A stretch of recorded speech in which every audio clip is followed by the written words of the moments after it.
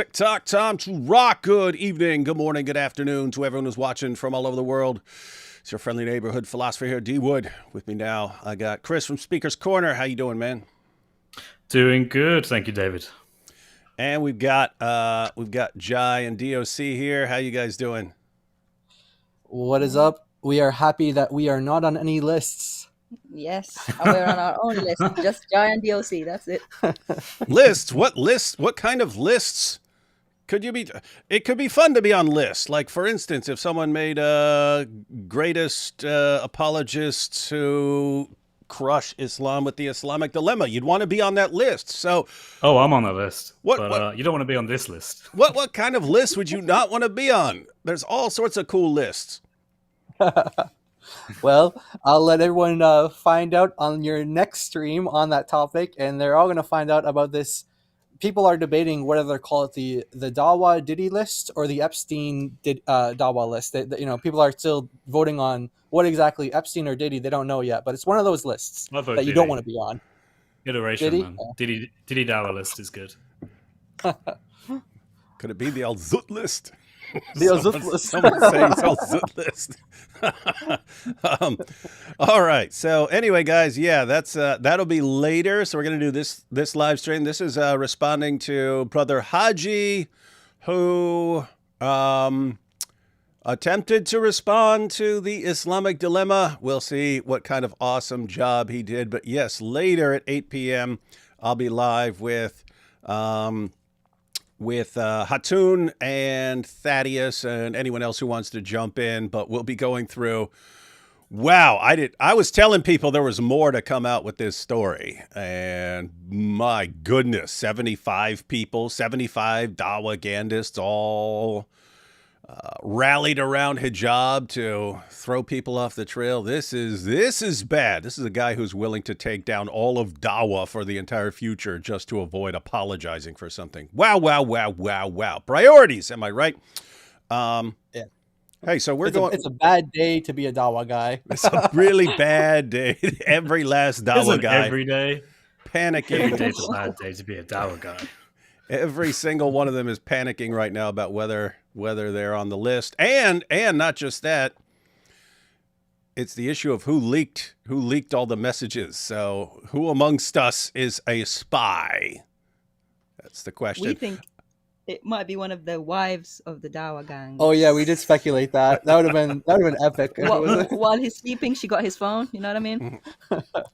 And she's taking screenshots and sending them to Salman. Well, what a dysfunctional group. So you guys are voting. You guys are suggesting one of the wives. I don't know if Fareed is on the list, but if Fareed is on the list, I vote for Reed. I vote for Reed as the leaker. The leaker. Could be. Yeah. It was in his name for a while. Everyone was calling him Fareed Leaks. So guys, if anyone out there doesn't know what we're talking about, if you remember the holes in the narrative interview, one of the most horrifying moments in history for Dawah, that was courtesy of multiple things lined up to bring that about. But one of the things was Fareed leaked a bunch of messages from Yasser Qadi showing that what Yasser Qadi was saying to one group of people was very different from what he was saying behind the scenes and so on. Called him out to clarify. Mohammed Hijab thought, oh, I will fix this. I will fix this. I will just get this guy live and demand that he say that the Quran has been perfectly preserved. And then it was a horrible, horrible, horrible disaster for Dawah. And well, now the same guys that brought you that are bringing you new stuff. Is awesome times, awesome times. Maybe Yasser Qadi's getting his revenge. Maybe Yasser Qadi's getting his revenge. And yeah, he's like, Yasser Qadi leaked it. Yasser Qadi leaked it. They could leak on me. I'll leak on them. Yeah, Yasser Qadi is waiting for his moment. Hey, they destroyed my career. I'll teach all these guys who they're messing with. He's gonna take down like 75 of them at once. He's like a villain. He's been planning this one for years. He's been planning it for years. Wow.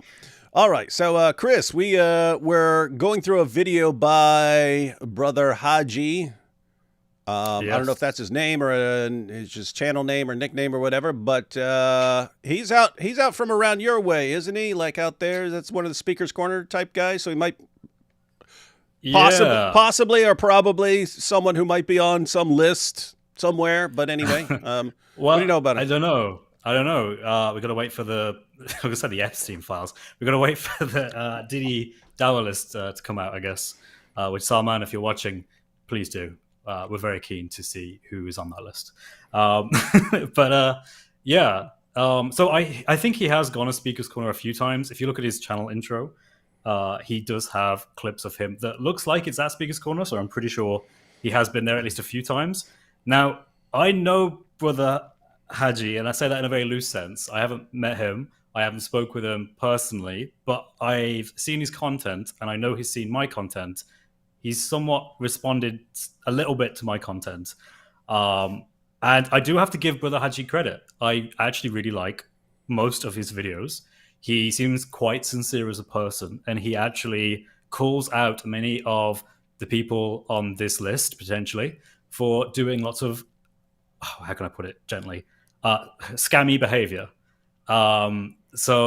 He's called out Hamza from Hamza's Den. He's called out Shawn King, I think is the latest guy he's gone after, who is now apparently a Muslim. And he's also gone after, Bobby's Perspective, the vegan guy. And he's called all these people out, and I've also called these people out. So a lot of our content is kind of related and drawn the same audience in. So I respect him for that. For some reason, he's decided to now go to the Islamic Dilemma, and that's really interesting. I don't know why, Brother Hajj, you've got into this. Maybe you were watching some of my stuff and were like, I need to respond to this. I don't know. But it seems as if maybe Muslims have been messaging him saying, Brother Haji, can you please respond to the Islamic Dilemma? And he seems to have got the impression that it's coming from God Logic in particular, which God Logic is pushing the Islamic Dilemma pretty big as well. So, that's what I know from Brother Haji. So he's an interesting guy. Yeah, and I wasn't familiar with them until Jai messaged me and said that he'd responded to the Islamic Dilemma and that we could go through the video and stuff. And then, when I clicked on that video, then the next one that came up from him was the Shawn King video. I actually watched a few minutes of it, but yeah, I was pointing out that, so guys, in the rest of the world, you might not know who Shawn King is. Shawn King in the United States is known as a grifter. They call him Talcum X because he's white, but has spent years pretending that he's black and so on, so that he can claim victim status. Anyway, like just constant grifter, scam. And all of a sudden, I think it was like last year, he said he's converted to Islam and that he's going to raise funds for the people of Gaza. And that's what Brother Haji was calling him out for. He was saying this guy has a system set up where he collects donations, but he gets 10% of the donations for his services of asking for the donations. And therefore, however much money he got, he was taking 10%. And Brother Haji was saying, you're seriously taking 10% from people from the donations that are supposed to go to people in Gaza. So didn't like that. He didn't like that one bit. But yeah, to his credit, he does seem like someone willing to call this stuff out, which is very different from the people around Hijab. They don't like calling stuff out. Well, at least if That's right. At least not if it's Muhammad Hijab's stuff, because he's got dirt on all of them and he'll take all of them down. That is the message. I will take all of you down with me. So make sure I don't go down. So here's where it gets a little controversial, right? So I look at the comments and I look at kind of how people are reacting to Brother Haji's videos. Most people really like his content because I think it is genuinely good content that he makes. But there is a question that pops up every once in a while, which is, why has he not done any videos on Muhammad Hijab?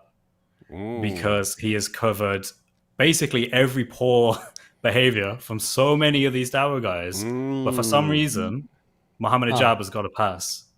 And now I think did we say earlier that we've seen him in some video with Muhammad Hijab, and maybe he's friends with him. I'm not sure. His video intro. I cut off the intro because it's got a nasheed on there, and I don't know to what extent that's copyrighted and so on. But yeah, in the intro, it's him and Muhammad Hijab prancing around like besties. So Really? I mean, think about that. So he's calling. Yeah, that's a good point, Chris. He's calling out all this other stuff, and yet in his video intros, it's him and Muhammad Hijab, who seems to be significantly worse than Shawn King in the stuff that he's done. Not keep in mind, we're not just talking about his hotel wife scandal. It's that he's apparently been doing this for. There are probably a lot of hotel wives. Let's face it. But then it's the fact that he's willing to just tear down everyone around him, drag everyone into the mud with him, and destroy Dawah completely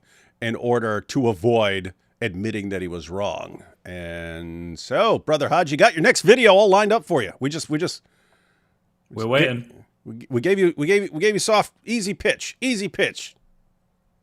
is a layup, man. This should be a layup. You just do it. Yeah, just play the video. Just play the Behind Veils video, do a long live stream, and apologize for associating with Muhammad Hijab and call him out. Unless he's got some stuff on you, then you probably want to bury that. Just bury it. That's how they do it. My exposure to him was through. You remember when Sneeko had all these doubts about Islam because he found out that Yemenis are superior, and then Sheikh Uthman came to save the day, and that was the famous thing with like Osman Hakim, and he's like, "Get out of my house," like that was that famous thing. And so anyway, Sheikh Uthman came and he tried to save the day with that. Hajji did a video exposing Uthman and saying no, that it wasn't a weak hadith. It's actually authentic hadith. And, he was actually exposing that Uthman was a complete liar and he lied to Sneeko. So that was my exposure to him. And I think you've seen him. Wait a minute. Hold on. You guys are suggesting that Sheikh Uthman, the guy who faked a hate crime against himself and then said that the guy was had been arrested and tried, convicted, sentenced, and was in prison and converted to Islam. That guy, the guy who tried to help his buddy out with some marital counseling and then ended up having sex with the guy's wife and then marrying the guy's wife, even though she was already married. So she's married to two men. You're saying this guy might actually be dishonest? Oh, yeah. And brother Hajji over here called him out on it. And he did a pretty good job, actually, exposing the hadiths and, the isnads and, all that from the Arabic and everything. So I was pretty disappointed with his reply to the Islamic Dilemma. Number one, it was very short. And two, he didn't realize that it was about something else. And it doesn't look like he has a lot of not as much knowledge as I thought he would. Knowing the hadith and the seerah, I would have thought Quran would be more deep. So, but I actually like Bro Hajji. Like, I like that he calls out the scams, the money hungry stuff, the mistakes, the obvious mistakes, like Sheikh Uthman, who's obviously not a sheikh because he can't pronounce the Quran and all that stuff.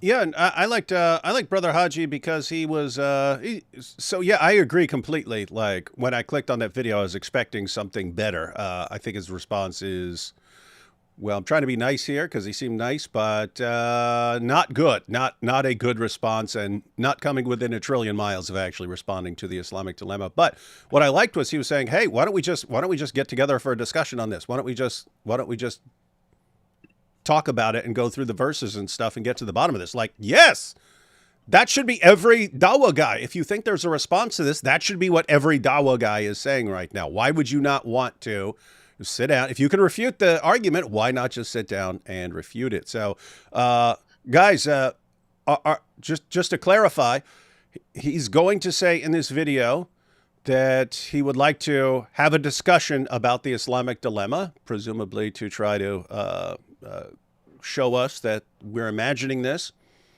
Do we all accept here in advance? We all accept that challenge? Yes. Yes, absolutely. Yes, 100%. We accept, Brother Haji. We could do it this week. We could do it this week, or we could do it the week after. So Anytime. we accept anytime. Anytime. We're ready. Brother Haji, you can leave a response to this live stream whenever you're probably watching tomorrow or something like that. But when you see this live stream, leave a comment on how to get in touch with you, what website or whatever to get in touch with you, and happy to set something up. All right, guys, should we go ahead and jump into this video? Yes. Let's do it. All right. Yep. Let's see if Brother Haji's got something for us.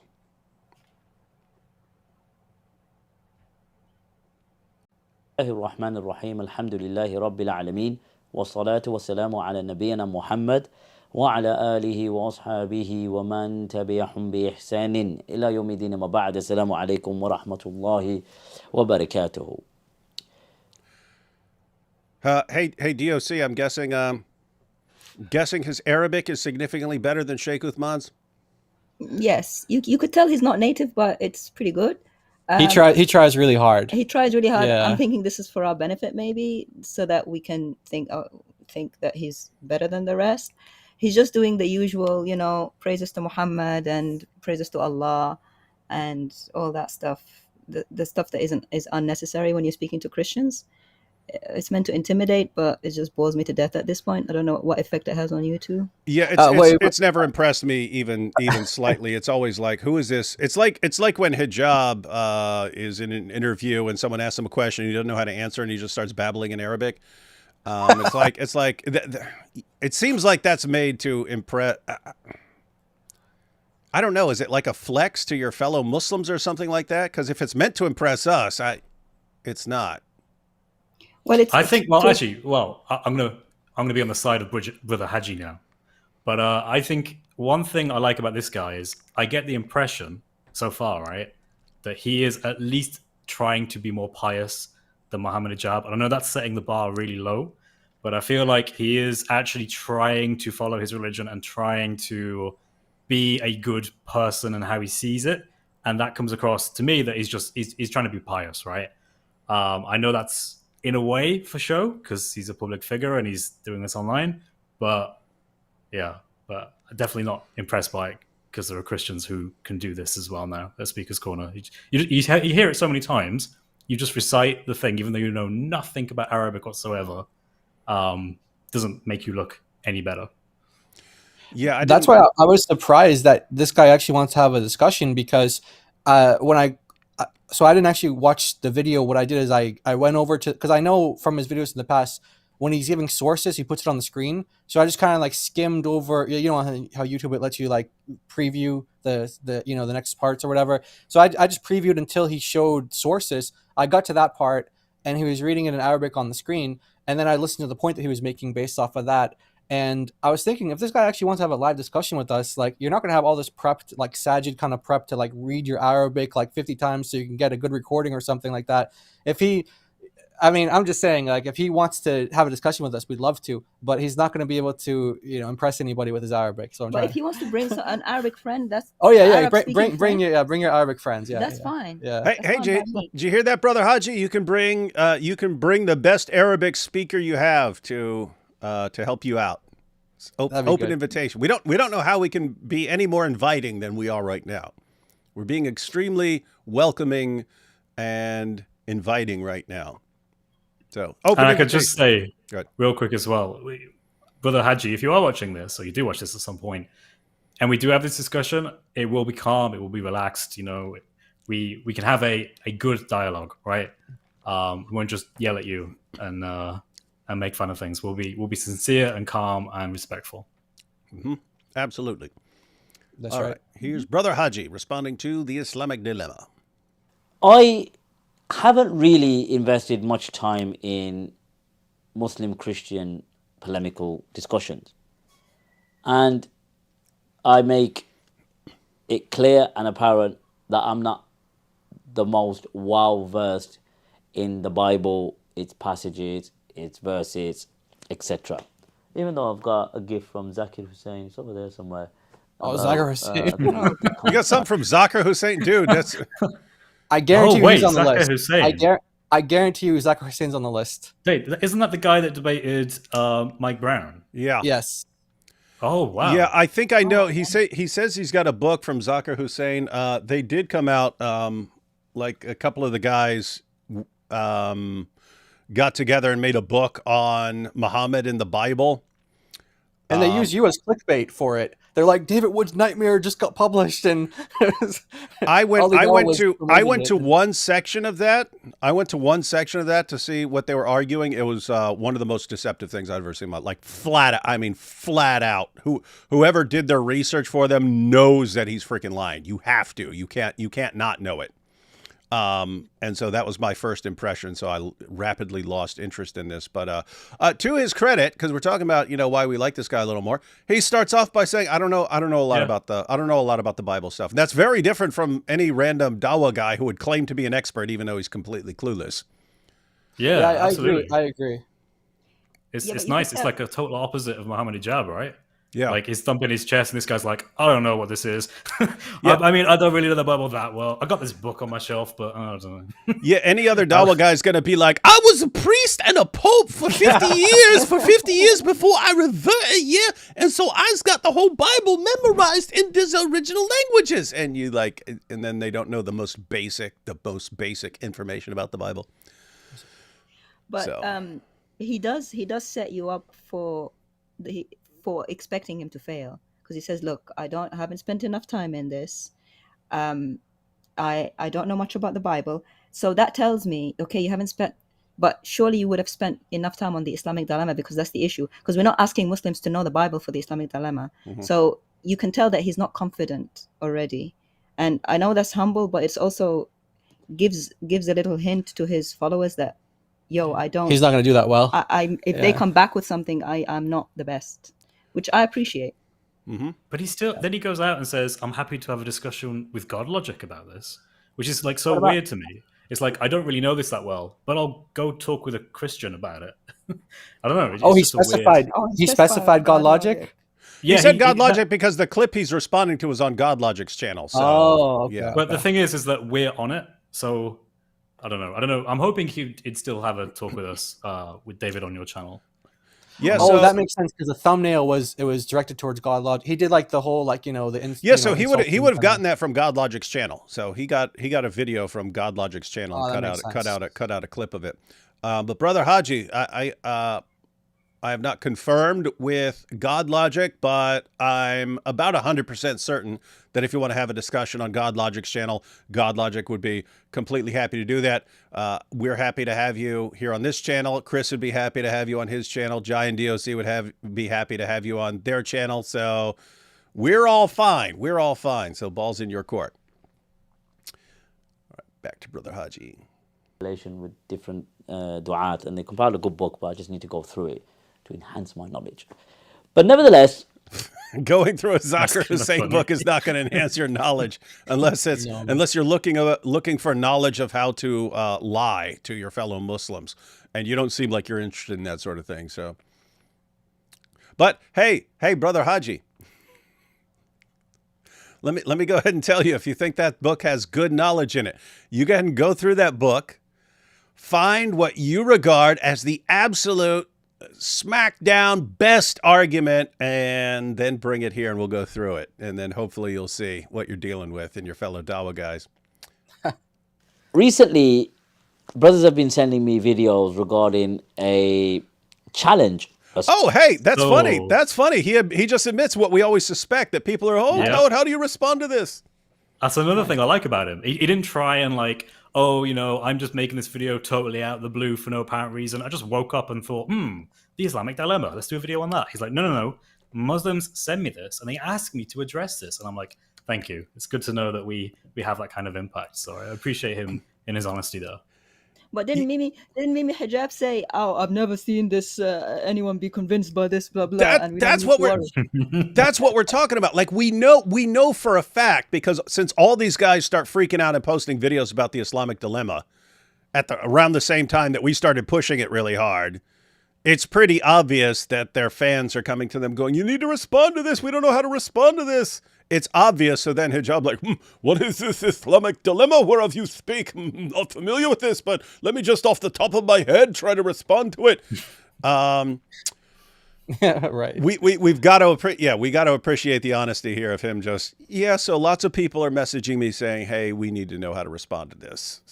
That's great. It's refreshing, We're man. glad It's refreshing. It's really good. Yeah, it's very encouraging. So, Brother Haji, we already like you significantly better than a lot of your fellow da'is who are compulsive liars. You don't come across that way. All right. Yeah, please just don't disappoint us like Sajid. Please don't just right. Like imagine if he does. Yeah, that's true. That's true. Sajid really. This is the alphabet, and this is a book, and this is. No, he's better than that. Okay, he's better than that. Okay, okay. All right, I backed it up a few seconds. Here we go. But nevertheless, recently, brothers have been sending me videos regarding a challenge. Look, guys, we should clip that so we have that handy. We know people are complaining. Yep. Such. Good idea. If that's the right word. Regarding the Islamic dilemma. And I think, from what I've understood, is that there's a dilemma from the Islamic sources regarding the scriptures of the Torah and the Injil, or the Bible. And the argument, and at the end of the video I'll pose a challenge or a request, more so. We accept. In advance, we accept. We accept. We accept your challenge. Regarding having this discussion, regarding this so-called Islamic dilemma, regarding the Islamic sources. But what I want to do, I spoke to a dear brother of mine from the Dawah, and he asked me to shorten my videos as such. Yeah. Which person on the list was this? Oh, so that's interesting because I remember when Chris, you did like something on Hamza, and Bro Hajji did something too, and that video that he did was like 50 minutes long. And now it makes sense that people were complaining to him like, hey, your videos are too long. So now it makes sense. So this one was a lot shorter for that reason, because people are complaining to him about it. I'm grateful. But he does go around the same point a lot in his other videos, the long videos.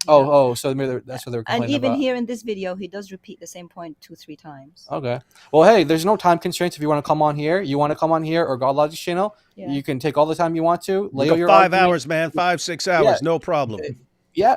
Lay out your best arguments.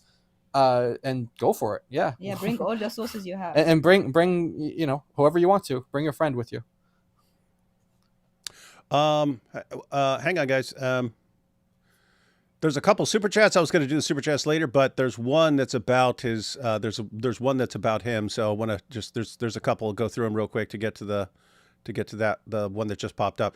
Is there lodging options at the conference? You'll have to check with L, but yeah, I mean there's hotels by there. So D would do. Jehovah's Witnesses, Mormons had the same God as Christians. I would say that seriously depends on what you mean, but if you mean what I mean, I would say no. Is the short angry Muslim with a kafir hit? Is it the short angry Muslim with a kafir hit list? Which one? Yeah, which one? That could be multiple people.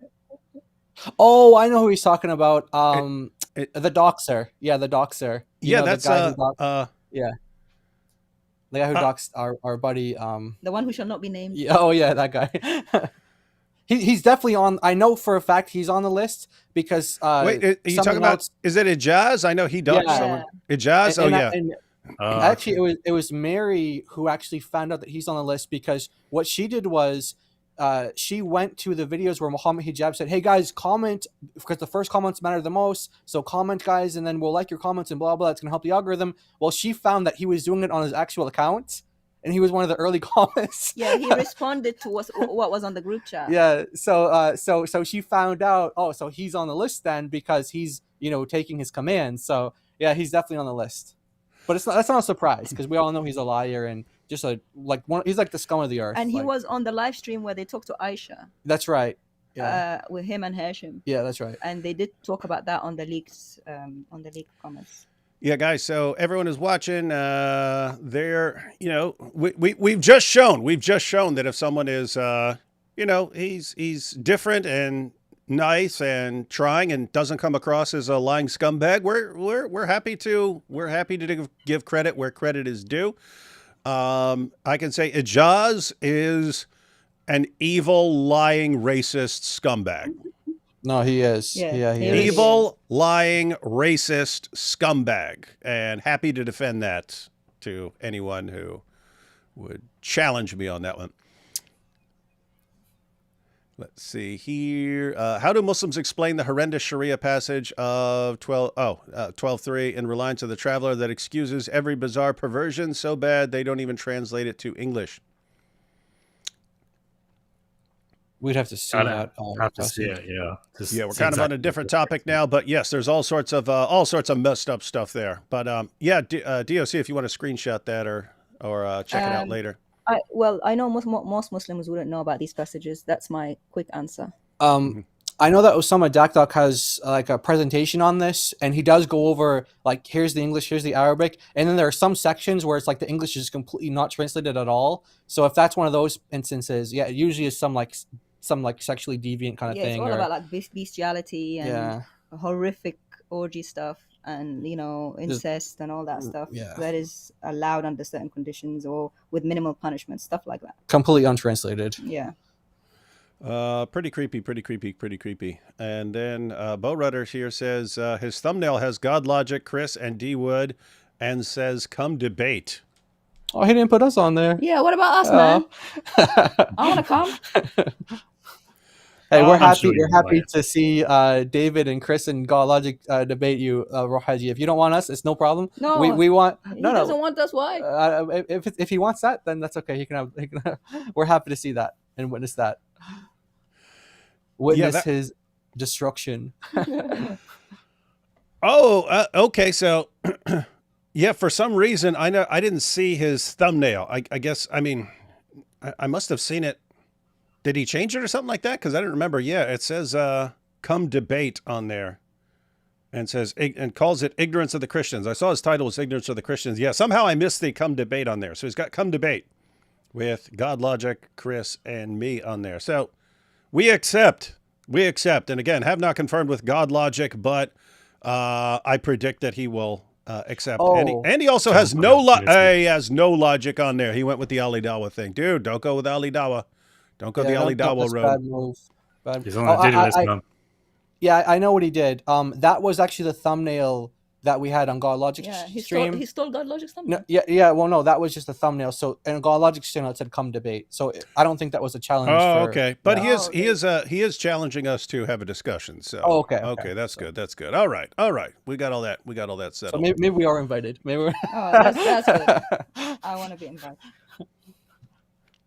Just make it more concise, and then have a discussion, because people are more invested in discussions. 40-50 minute video, it's a face to cam video. Not many brothers have the time to watch all of it, and it's very academic heavy.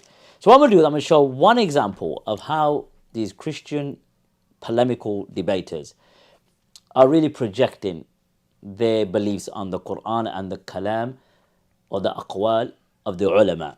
Are you freaking kidding me? We're projecting our views on. So this is dumb in two ways, and I don't want to keep interrupting like this much, but that was like horrible. So one, he says we're projecting our view onto the.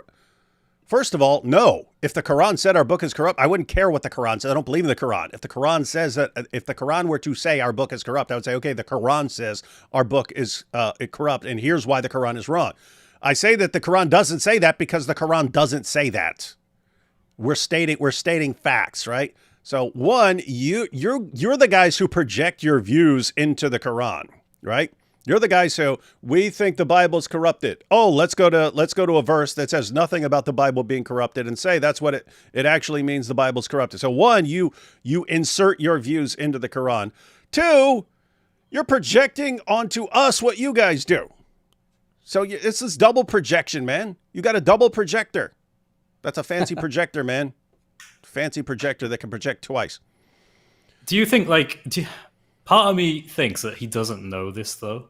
Part of me thinks that he's been told this and he's kind of just saying it because, like, he only goes into one very small part, like reads some Arabic tafsir and then comes to a conclusion and then thinks that's it. And given that he openly says, "Look, I don't actually know much about the Bible. I don't know much about this particular issue," I'm kind of wondering if he, I don't know, like I feel like if I had a discussion with him, a lot of it would just be explaining the Islamic dilemma to him. Because I don't mean that as a way that's like, oh, you know, haha, he doesn't know, but more that he just hasn't had the time to look into it. So I think that when he does that, I think he's going to be like, oh, actually, that's more of a problem than I thought it would be. Maybe, who knows? Maybe he's just trying to deflect. Yeah, I think you're right, Chris. I think it's probably a situation where he's had some people requesting it, and he said that he talked to one of his fellow Dawah guys, said, "Oh, this argument's terrible. It's a joke. They're just projecting their own views into it," and so on. And he probably doesn't know. And then, he gives one example, but it's not even one of our points that we bring up. It's a response to someone else who was saying, it was someone else saying, "Hey, 513, this refutes you." And you guys go through 513. You know what? Yeah, go ahead. It could be that guy who called in on 513, and he was like, "Yeah, that could be that situation." But he says, have you guys seen the comments in the video? Which one of the comments on his video? On his video. Yeah, one of them is by Leafy, and he's basically telling Brother Haji not to get involved. Really? It's really, If you, I noticed it earlier today. You just reminded me of it. Oh, that's Dean's buddy, right?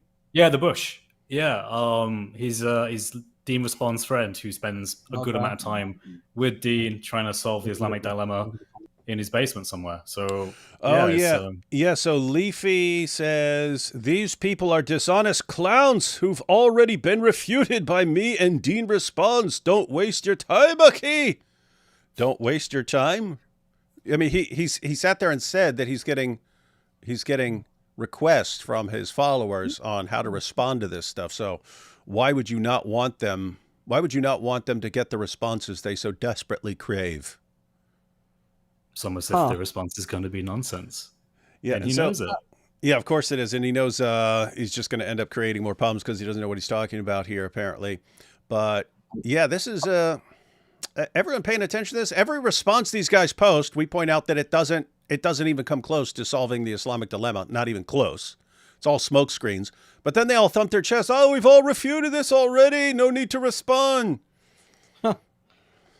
I haven't seen any responses from. Remember, we did one about what's that guy's name? Dawah over Dunya. We did a couple of about Dean as well, and he doesn't respond to the specific points that we. I know. Chris, he has a back and forth with Chris, so I'll give him that. He does do back and forth with Chris. Who does? But, Dean, he does back and forth with Chris. Like he did like a little debate, like kind of impromptu, right? Chris, you guys had like a little debate. I saw that, but that's that. But I mean, in terms of like many of the streams that we've done, these guys are not like they're not responding to us. They're just like skipping over they say points. We project, but I just read like what God Logic says, but I just read in Arabic. We just read, man. If I projected, I want him to point to one place where the text didn't say it, and I just translated something off the top of my head. Yeah, so Brother Haji, when you're watching this, just keep in mind, this is not us trying. Let me put it this way. There are times when I'm responding to Islam and I'm kind of like joking or teasing or something like that, right? That is not something that has to be taken seriously. I'm kind of joking with certain points.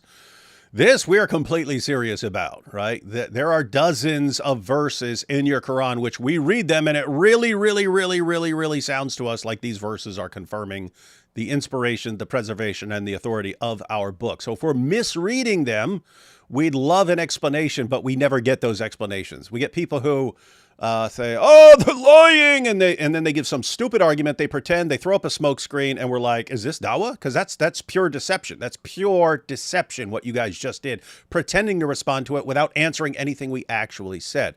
So we're hoping that you're gonna be better, because we do not get a good impression of Dawah when we see this over and over and over again.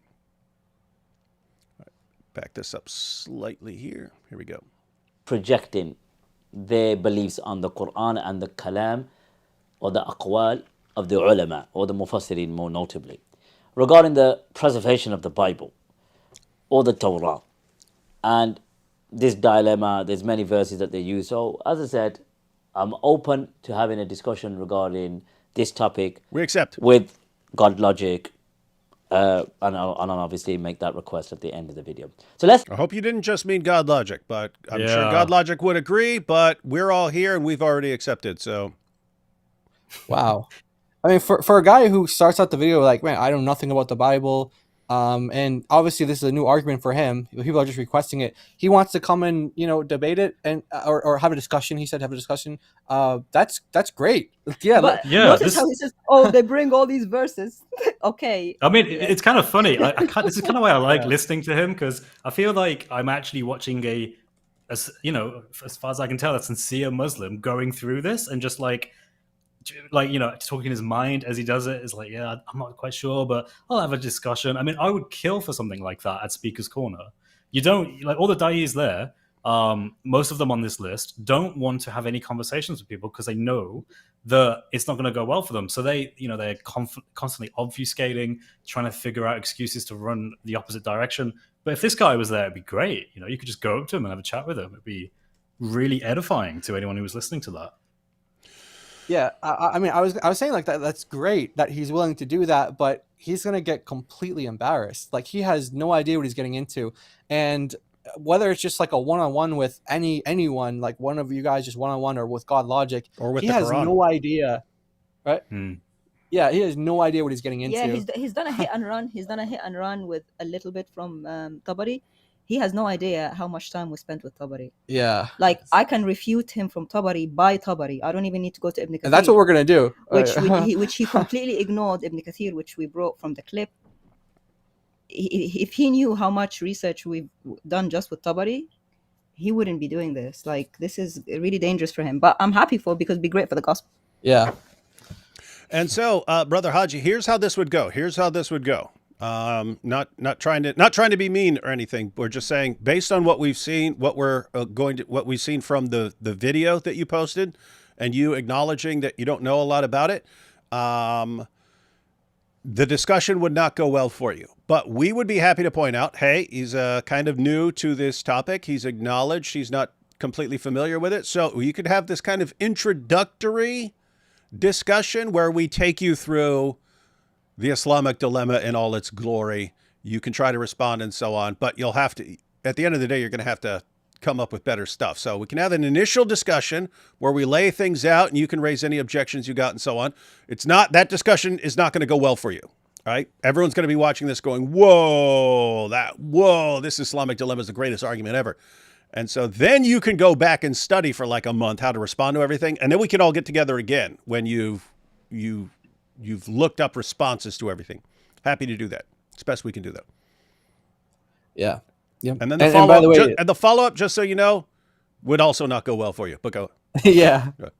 Right. Yeah, no, it's like, as Chris pointed out, this comment here, the Muslims are not like, oh, that's a great response. Like, hey, stop. Just Yeah, stop. please. No, don't look. No, we've already refuted it. No need. Yeah. Nothing to see here. Nothing to see here.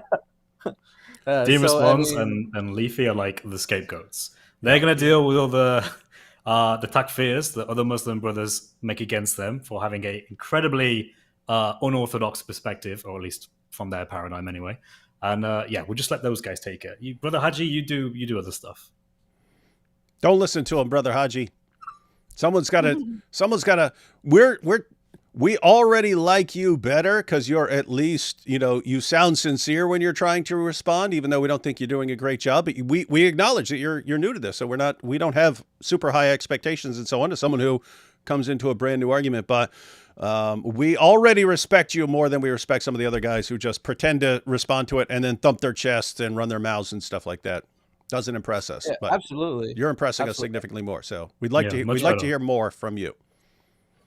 Listen to them, obviously, highlight their points, and we'll respond in kind. You know who says that. You want tahrif? Okay, so this is a clip from GodLogic's channel. I think it's about 3 minutes, which is like a third of his video. So unless you guys want to stop at some point, I'll just let this play since we were there. Sure. Yeah. I think I Yeah, so I watch. I think as soon as you guys start responding, I think I get up to go get more coffee or check on my kids or whatever. So I disappear. So I did not see this live. تحريف كلامي صح right? I want what? Yeah. Well, Matt, what's his name? Dilemma Destroyer. I think it was. Dilemma Destroyer. Oh yeah, that's right. Okay, so Dilemma Destroyer. That's the funny part. This guy comes in with his name is Dilemma Destroyer. Oh, that's kind of funny. All right, just call him Double D for short. Double D. Double D. All right, Double D. Do you want the commentary? Have you read the commentaries on this passage, the ayah? لا Tafsir? ضد ابن كثير. Yeah. Excellent. We have that one. Have you read Ibn Kathir for the ayah? Pause here for a second. I know No. I'm jumping ahead. Okay, shall we But put I on the didn't- screen for everybody and also you? Sorry, I know I'm jumping ahead here, and I know we said we weren't going to do this, but Oh no, Because that I wanna wasn't point the out- issue. That wasn't the issue. I couldn't tell if that was you from the video. or Yeah, you I from can't here, tell so, either. Yeah. that's funny. No. Okay, I won't do it again, but like I'll let it play out. But it's like I want to point out that the Muslim is the one who said Ibn Kathir. Right. He didn't say Tabari. He said Ibn Kathir. So I want to make that really clear. The Muslim is the one who requested Ibn Kathir. Yeah. Probably because he hadn't heard of anyone else. So I just want to make that clear because that's going to be relevant for For Shamsi, not Shamsi. What's his name? Bro Hajji. Bro Haji. It's for his response. I don't think he likes Shamsi, but anyway, yeah. Yeah, he doesn't. So just to be clear, so brother Haji, he tries to respond to a clip of us going through of one of our live streams where we invited Muslims to challenge us on the Islamic Dilemma. I think we did like 4 or 5 of those open challenges to Muslims, refute the Islamic Dilemma. And in this particular clip, looks like we're responding to 5:13, Surah 5, verse 13, which is one of the secondary verses. Like the historically, and this is just based on my observations, the main ones they go to are 279 and then 378. 378 makes no sense. All you have to do is actually read the verse. And then sort of you've got the Muslims who go to 548 and give it some ridiculous translation. And after that, then you start getting to these passages like 513 to 15 and so on. So someone brings up 513, which is one of the responses to the Islamic Dilemma, and the Dilemma Destroyer himself brings up Ibn Kathir. So he brings up Ibn Kathir. So that this is their verse that they use to respond. And then at some point before this, we would have pointed out that's not what the verse says. It's not talking about the textual corruption. And then he brings up Ibn Kathir, and you guys say, "Oh, you like Ibn Kathir, do you? Let's go with Ibn Kathir then, since that's what you like." So is this all correct? That's right. Correct. All right. And so anyway, point in all of that, Brother Haji, is what you're responding to here is not us giving the Islamic Dilemma. What you're responding to is a Muslim's bringing up 513, and then when we point out that what they're saying about 513 is not what 513 says, then they try to go to commentaries to show, no, that is what it really means. And then Jai and DoC go, oh, okay, if you're going to the commentaries to show that, here's what the commentaries actually say. And he requested Ibn Kathir. Yeah. Very important. The Ibn Kathir that Bro Hajji doesn't even touch. He doesn't even touch his feet. He just runs out the room to a different person. But that different person is also going to be bad news for him anyway. But we'll see. We'll see. Brother Haji, what group are you from? What sect are you from if you're throwing Ibn Kathir under the bus like this? He's a Salafi, isn't he? He's not allowed to do that. He sold Ibn Kathir for a fee. Yeah, Ibn Wow, Kathir for a is one of his paltry scholars. price. A paltry price. Hey, Ibn Kathir, Bro Hajji, I dare you to say that Ibn Kathir is a lesser scholar. Or point out to where we got him wrong. Did he just All right, takfir Ibn Kathir? No, he just ignored him. He just acted like he doesn't exist. He ghosted Ibn Kathir. He ghosted He him, couldn't- man. He Because he ghosted couldn't. him. He ghosted him because he couldn't actually he couldn't actually deal with what we said in the clip. So he ghosted him with someone else. Yeah, because I have to Someone say, else is going. when I was scrolling through to see where this clip ended and stuff, then he puts a passage up on the screen. So I assumed he was like, "Ha, here's what they missed in Ibn Kathir," but he's not even touching it. No, he went. It wasn't even in the same. He Wasn't knocked- even in the same ballpark. Yeah, he knocked on someone else's door hundreds of years different time. All right. Is that okay? Is that okay? We'll read it together. We'll read the Arabi as well, because I think you're Arabi. You're Arabi, yeah? Yeah, it's من Arab. Okay, shall we read the Arabi first? Okay. Can you see it? Wait. We put it up. Yeah. Okay. There you go. There you go. Can you see that? Oh, hey, Giant DoC, since there is this issue that we wouldn't technically know instantly if it's you in this video or you guys speaking, just give some signal if it's you now, and just go like caw, and I'll know to any sort of signal you come up with, and I'll pause it. Okay. Arabi? Yeah, something that. Yeah. You want me to read it? Yeah. يحرفون الكلمة عن مواضعه أي فسدت فهومهم. Their understanding is corrupt. وساء تصرفهم في آيات الله. Their handling of Allah's verses was poor. وتأولوا كتابه على غير ما أنزله. They interpreted his book contrary to how it was revealed. وحملوه على غير مراده. And they applied it in a way that is not intended. Okay, so the فهوم, yeah, do you see that? There's تحريف لفظي. تحريف لفظي, exactly. So by their understanding, by their fahm. The verbal. Yeah. Verbal. So their fahm, their understanding is bad, fasad. ساء تصرفهم, their, تصرف, they did wrong with the ayat. وتأولوا, تأولوا تأويل means interpret. They interpret it wrong. So they actually, their book is innocent, the book is fine, they are wrong.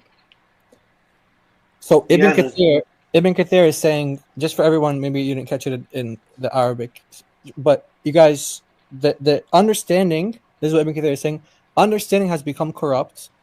Their handling of Allah's verses were poor. They interpreted his book contrary to what he revealed. So as you guys can see, that the corruption here is like our friend said, dilemma destroyer. Dilemma destroyer says Double D.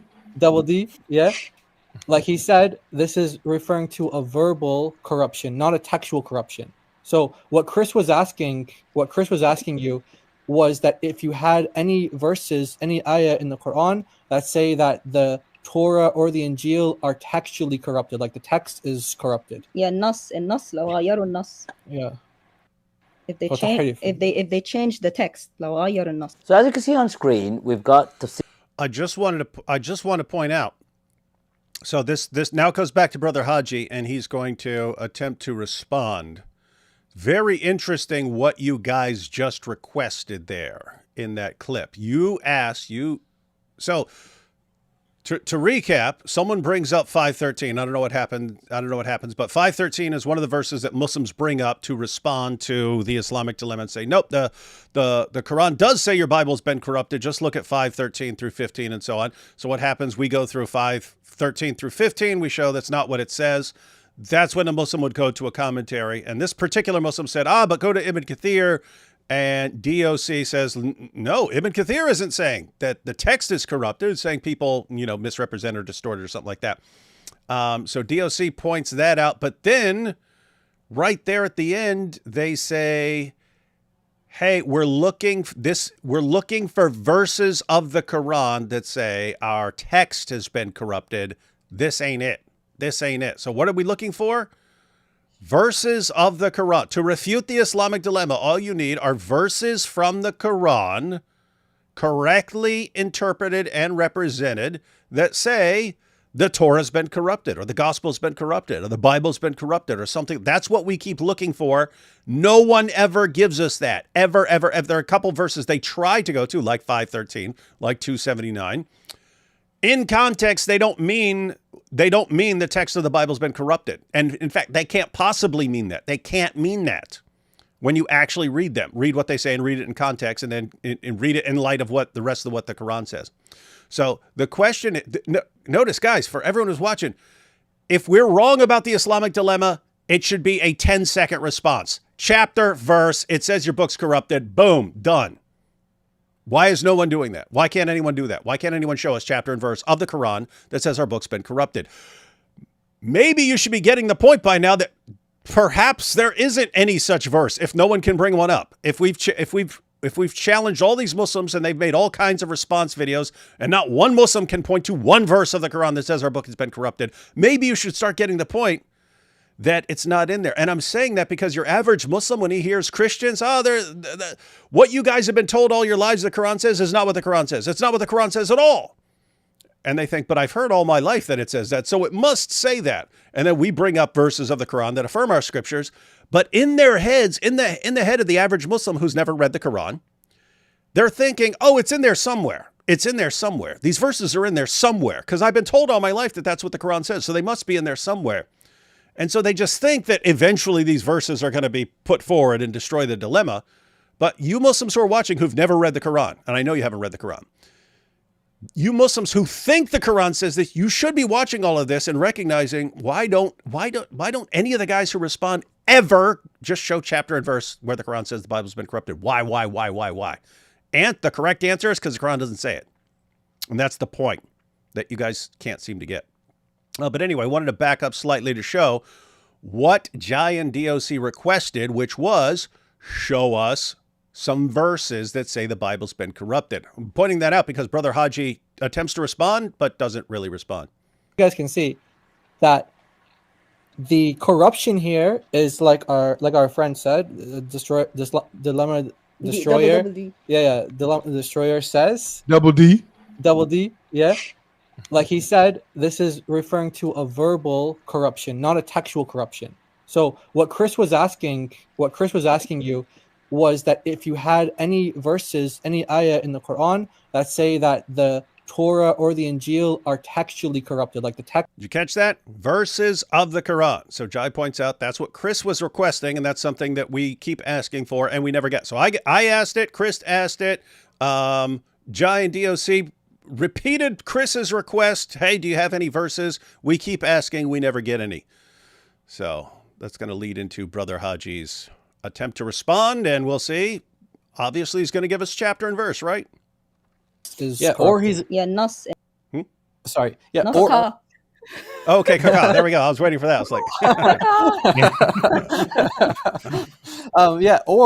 or if he's not going to respond to our request, what he's going to do at the very least is go to the commentary and show how we were projecting our ideas into the commentary and we were misreading Ibn Kathir. Because again, it was the Muslim who said, I asked him, do you want to go to the commentaries? He said, let's go to Ibn Kathir. So we went to Ibn Kathir. He didn't say go to Tabari. He didn't say Al-Baghawi. He didn't say anyone else. He said Ibn Kathir. Yeah, bro, Haji, why didn't you show me how we projected anything onto Ibn Kathir, man? You just you just slander Ibn Kathir like that. You're either slandering us or slandering Ibn Kathir because he just skipped over that to the Tabari book, to a front page of Tabari. Why? Why don't you address what the thing on the screen? Yeah, address the question or address the commentary. Because we will show you, we'll address your thing, even though it was a distraction and going somewhere else. We'll address that. But why don't you address us? That's the question. yeah, and this is an interesting situation because I'm kind of like Chris. Chris, I saw one of your recent videos on the Islamic Dilemma. You were going through a commentary it brought up by a Muslim, and you were saying, really, I don't care what Ibn Kathir says, and that's kind of like, I really don't. Let me put it this way. I'm interested in the commentaries if they're giving historical background of verses and things like that, or if they're listing various Muslim interpretations over time. If a commentary just says something and it doesn't sound like what Allah said at all, I don't care. We're looking, the Islamic Dilemma, we're looking for what Allah and Muhammad say about this issue. If you quote Ibn Kathir and it's something that Allah says in the Quran, well, fine, but then you could just quote me what Allah says in the Quran. And if you can't show me that what Ibn Kathir says is what's actually said in the Quran, why are you quoting Ibn Kathir? That wouldn't solve the problem. So there's a sense in which on this issue and in the way Muslims use it, I don't really care. But on this issue, it's a Muslim saying, no, 513 does say your book's been corrupted. Look at Ibn Kathir. And then what happens? DoC goes, okay, let's go to Ibn Kathir. Oh, it doesn't say that. It doesn't say that at all. In fact, Ibn Kathir says what we said 513 is actually saying, that we're misrepresenting and distorting our scriptures. So better luck next time. Now, back to the issue, chapter and verse. Where does it say our book's been corrupted? And we never get the answer, ever. So And- just to jump in real quick, I see the way I kind of see this is if you can show that the Islamic sources are opposed to each other, that is a massive issue. If you can show the Quran and the Tafsir have a massive disconnect, the Quran says one thing, but the interpreters do eisegesis, they read into it quite clearly. I think that's a powerful point. And there's always this problem when you're trying to critique Islam of, okay, you got one source like the Quran, but then you've got how they interpret it, and then you've got the Hadith, and the Hadith kind of interpret it as well often a lot of the time. So you end up with these different levels. And the more I look into this, the more I'm just thinking, you know what? It has to start somewhere. Because to be honest with you, I don't trust the validity of the Hadith. I think I'd rather just show the Quran contradicts with the Hadith and that the Hadith have nothing to add of any value, really.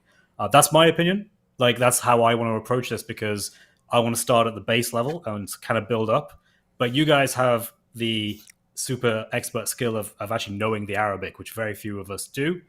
And you can actually look at their sources beyond the Quran, and you can actually go through that and say, actually, you're not even correct in this level. And I think that's also valuable.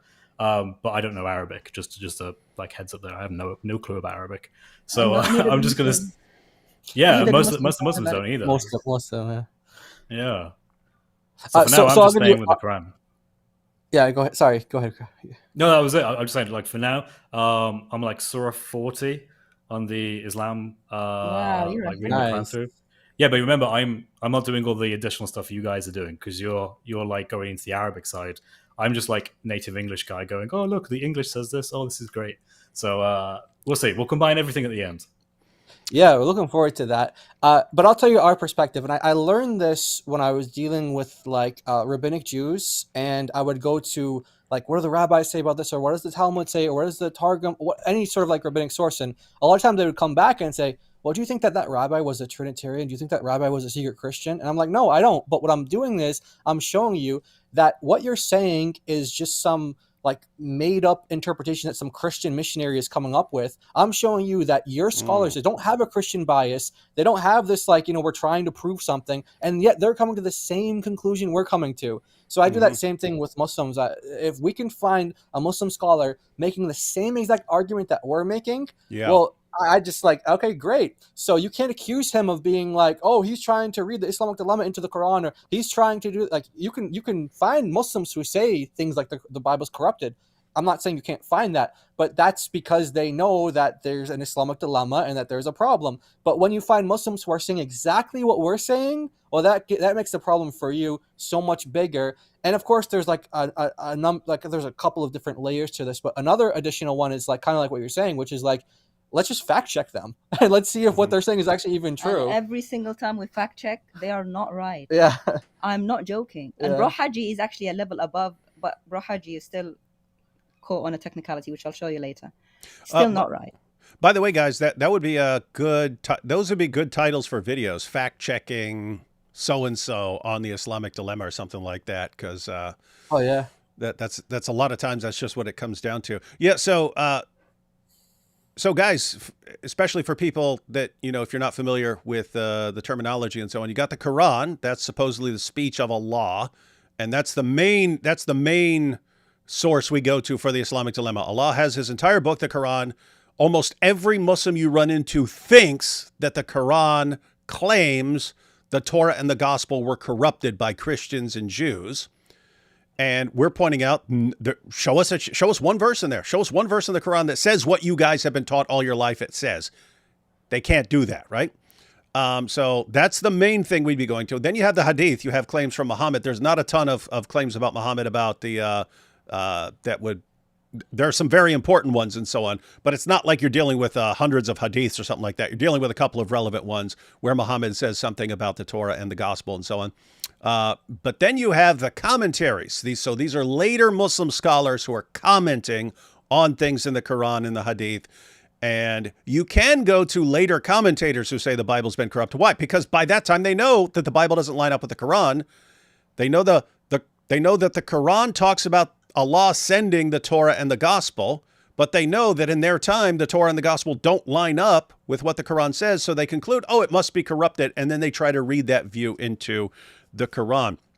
And then so that's the sense in which me and Chris would say, we don't care if some later source says it. We're concerned about what the actual Quran says. We don't care if someone comes along later and says your book's been corrupted. Okay, fine.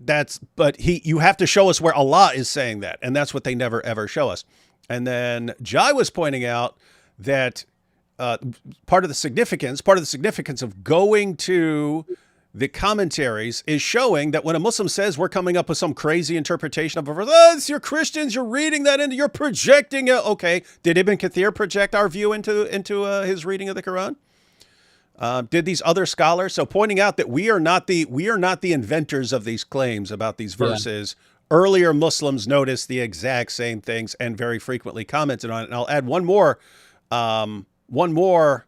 significant factor about the commentaries is that it's pretty easy, and Jai, you kind of hinted at this, but it's pretty easy to see how, if the original position of the Quran is that it's affirming the inspiration, the preservation, and the authority of our scriptures, it's easy to see how later Muslims would nevertheless call it corrupted because they figure it out, right? They figure out, wait, the Bible doesn't line up with the Quran, therefore the Bible must be corrupted, right? It's easy to see how, starting from a position of the Bible is as good as gold, how later Muslims could get to the idea that it's corrupted because they realize it doesn't line up.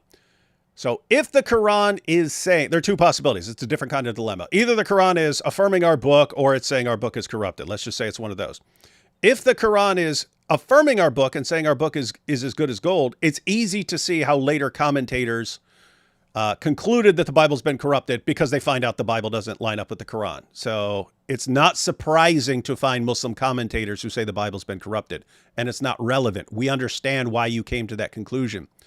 However, if the reverse does not make sense, it doesn't make sense if the Quran is actually saying the Bible has been corrupted, it doesn't make sense for later Muslim scholars to conclude that the Quran is affirming the inspiration, the preservation, the authority of our scriptures. That makes no sense. Right. Like, how do you get to, in other words, you're looking at the big picture. What's the Quran saying? Muslims say it's calling our book corrupt. We say there's nothing in there that's calling our book corrupt. And then you say, okay, you got kind of two hypotheses here. If the Quran is calling our book corrupt, how did you ever end up with Muslim scholars saying it's not saying that? How did you ever end up with that? It makes no sense. Why would they conclude? If Muslim scholars have always known that the Quran's calling our book corrupt, why do you start getting Muslim commentators saying, nope, it's just saying they corrupted in their interpretation. It's not saying that the text is corrupted. How do you ever get to that view? Whereas if the Quran is affirming the inspiration, preservation, authority of our book, we understand how Muslim scholars eventually said the opposite. We understand all that. The point is, the view that the Quran is affirming our scriptures fits all the evidence. It explains why there are Muslims who say that the Quran is affirming our Bible. It makes sense of all the Quran. It makes sense of the Hadith. And it makes sense of even why later Muslims said the Bible's been corrupted. It makes sense of all of that. Yep. The claim that the Quran is telling us that our book has been corrupted, one, it doesn't make sense of the Quran. It doesn't make sense of the Hadith. It doesn't make sense of the commentaries. It doesn't make sense of the fact that you have all these scholars who say that the Quran isn't saying that our Bible's been corrupted. It's actually just saying we misrepresent it. So that could actually be a video, just comparing the two hypotheses here and showing how one fits all the evidence, the other fits almost nothing. And that's a problem, guys. All right, we ready to jump back into this? Yep. Good to go. Sure. All right, so he had a simple request, chapter and verse. Where's our book been corrupted? Say it. Yeah. If they change the text, So as you can see on screen, we've got Tafsir al-Tabari, and the book's name is actually جامع البيان عن تأويل أي القرآن. So basically the compilation and clarity of the interpretation, meaning the book of Allah subhanahu wa ta'ala. You can see the verse in front of you now, which is the verse from Surah Al-Ma'idah, verse 13. That's what they presented. And they quoted. That's not what we presented. That's not what we presented. Muslims present that. So Yeah. that's what's weird. Does he think the Islamic Dilemma is based on 513? That's what I'm trying to. I think he might do, or he might have this weird idea that that's the heart of it. Like it's all Maybe it was just the only down to clip that we watched. But Yeah. also, we didn't present this. We presented on the request of the Muslim, not Right. the Tabari that he's got on screen, Ibn Kathir, Yeah. which he just skimmed over like he doesn't exist. But okay, let's see. He just sold him for a paltry price. So, yeah, Brother Haji, again, we've said it again. We've said it a million times already. 513 is not our argument. That's your art, not you particular, but you Dawah guys. That's one of your responses to the Islamic dilemma. So this is not our case. We're just pointing out that even the verse that Dawah guys use to respond to the Islamic dilemma does not say what they claim it says. You know, I want to say something that he's kind of falling my eyes a little bit, because I have seen him, like with the Shik Uman thing, like he actually puts in some research. He goes into the sources. He knows like how to refute him on those points.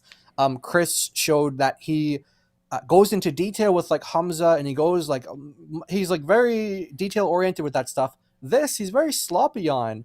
Like this is, like David said, this is not our argument. The Muslim brought this up. We responded to it. He brought up Ibn Kathir. We brought up Ibn Kathir, saying, okay, let's see what he says. We show what he says. And it's like he's trying to make it sound like, or he's trying to frame it as if like you said, like this is our positive case for the Islamic dilemma, when that's not what it is at all. And for someone like him, who has a history of getting into the details and, you know, getting, detail oriented like that, for him to miss that, it's like it's not looking good for him. He rushed it. He rushed it. Yeah, it looks like he rushed it. If we're being, that's charitable. what this does look. This looks like a rush job. This looks like, hey, I want to Yeah. put together something real quick, and I'll just do a terrible job. What's crazy is you can look at the comments on his video, and apart from the one, don't bother wasting your time, to someone who actually knows what our arguments are. I guarantee you the other comments are, oh, you've humiliated them, you've destroyed them, these dishonest Christians, because that's what it always is. That's what it always is. Yeah. What were you saying, Chris? That always is. Yeah, I was going to say, yeah, it looks to me like it's rushed. But again, remember, he said he doesn't know much about it, and he's been asked to do this, basically. Like, Muslims have been asking him to respond to this. So I think he went, all right, fine, I'll do a quick video. Just look at this one bit. I mean, like, I wonder why he picked this particular part of the live stream. I mean, even that, I don't quite get why he chose that exactly. And the fact that he didn't quite like respond to it properly, he just went to something else. Maybe he like watched a bit of it. He was just clicking through, saw that, and was like, I don't know. I'm pretty sure I remember something in Tabari that said something, and then he was just like, yeah, I'll just put that in. That'll be enough. And that was it. If someone just like clipped it to him, if someone just like clipped it and like said, okay, this is it, then that person set him up for failure, and he's also not doing his due diligence. But anyway, I'm just saying it's like he kind of like not doing so good. It's okay. Haji. It's okay. Let's see. Yeah, you got. I did want to. I just realized people with 513 people might not know what we're talking about, so I just want to pop it up on the screen so people know what verse we're talking about. So here you have. Let's see. So 513, guys. So we point out. So this is how it goes.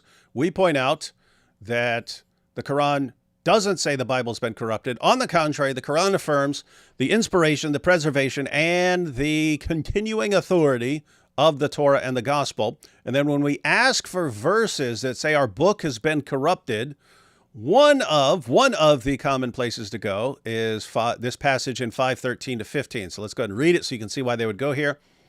5:13, but on account of their breaking their covenant, we cursed them and made their hearts hard. They altered the words from their places, and they neglected a portion of what they were reminded of. And you shall always discover treachery in them, excepting a few of them. So pardon them and turn away. Surely Allah loves those who do good to others.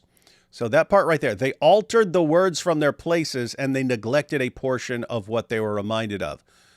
Guess what? That's ambiguous in the sense that that could be referring to the corruption of the text, right? They altered words from their places. Well, you can alter words from their places by taking a copy of let's say the Gospel or the Torah, and then moving words from their places and neglecting a portion of what they're reminded of. That sounds like just ignoring it, but you could, if you wanted to, interpret that as, I guess getting rid of a part and you're neglecting it because you chop out part of the Bible or something like that. So the point is, without other things to go on, you could interpret this verse as talking about the corruption of the text. I'll go ahead and finish these 2 verses. And with those who say we are Christians, we made a covenant, but they neglected a portion of what they were reminded of. So Christians also neglected something. Now, what's that mean? That they ignored the book, they stopped copying the book, and now they don't have the book, something like that. But they neglected a portion of what they're reminded of. Therefore, we excited among them enmity and hatred to the day of resurrection, and Allah will inform them of what they did. And then, O followers of the book, indeed our apostle has come to you, making clear to you much of what you concealed of the book. So they concealed something, and passing over much. Indeed, there has come to you light and a clear book from Allah.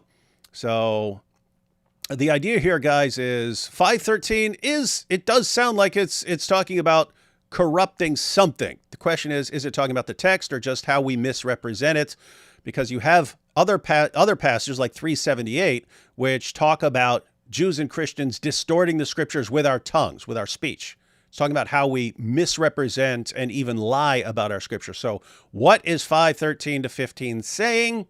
You've got Muslims who will use this and say, see, the Quran does say your book's been corrupted. We point out this definitely isn't clear. It's not clear what it's talking about. If it's talking about our text being corrupted, it's definitely not clear, because it sounds like it could just be saying the same thing that 378 is saying. We change it with our speech, right? So the question is, do you have what a Muslim would want to do here is go to a commentary and say, yes, this commentary shows it is talking about the corruption of your text, in which case we would also ask, where does it say that? But in this particular case, a Muslim said, yeah, Ibn Kathir. And Jai and DoC went to Ibn Kathir, and then DoC burnt the guy up on that. Ibn Kathir did not agree. And of course, after that, then our good friend, Brother Haji, decides, well, I'll show that they're wrong. Well, one, you can't show that they're wrong by not going to Ibn Kathir, because the entire point would be Ibn Kathir doesn't say that this is talking about the corruption of the text.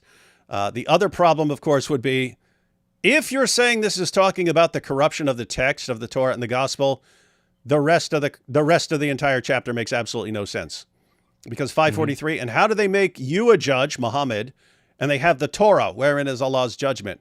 And then you've got down to 547, which tells the followers of the Injil, that's Christians, that we have to judge by that. And then 548 says that the Quran is a guardian over the previous scriptures. None of this makes sense if verse 13 is saying your book's been corrupted.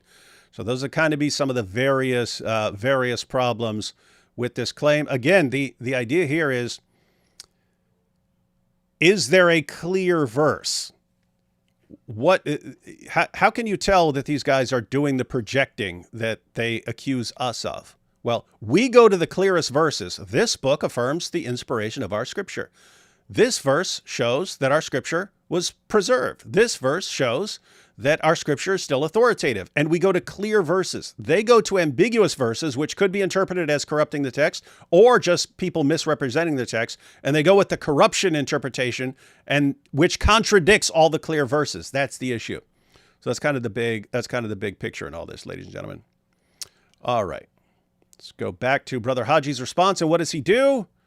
So Muslims bring up 513, and we say 513. There's nothing in 513 that talks about the corruption of the Bible. We're looking for something that says it's been corrupted, not something that you could interpret by a stretch of the imagination as that. Where does the Quran actually say it's been corrupted? And then a Muslim says, go to Ibn Kathir. DoC went to Ibn Kathir. It agreed with us, not with him. And then Brother Haji comes along and says, I'll prove that they're projecting and lying. Well, what do you mean? Everything already has been true.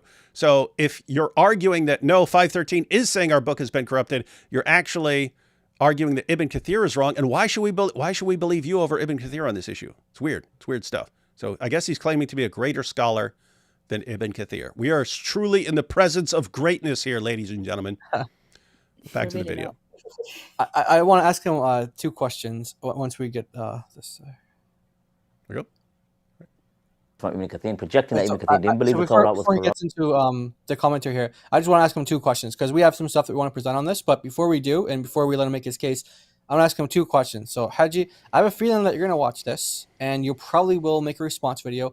These are 2 questions that I'd like you to respond to. And remember, David had requested, he accepted your offer for the conversation, the dialogue. So that's already on the table if you're willing to follow through on that. But my 2 questions are this. Number 1, will you admit that this was not part of our argument for the Islamic dilemma, but it was a response because a Muslim brought it up?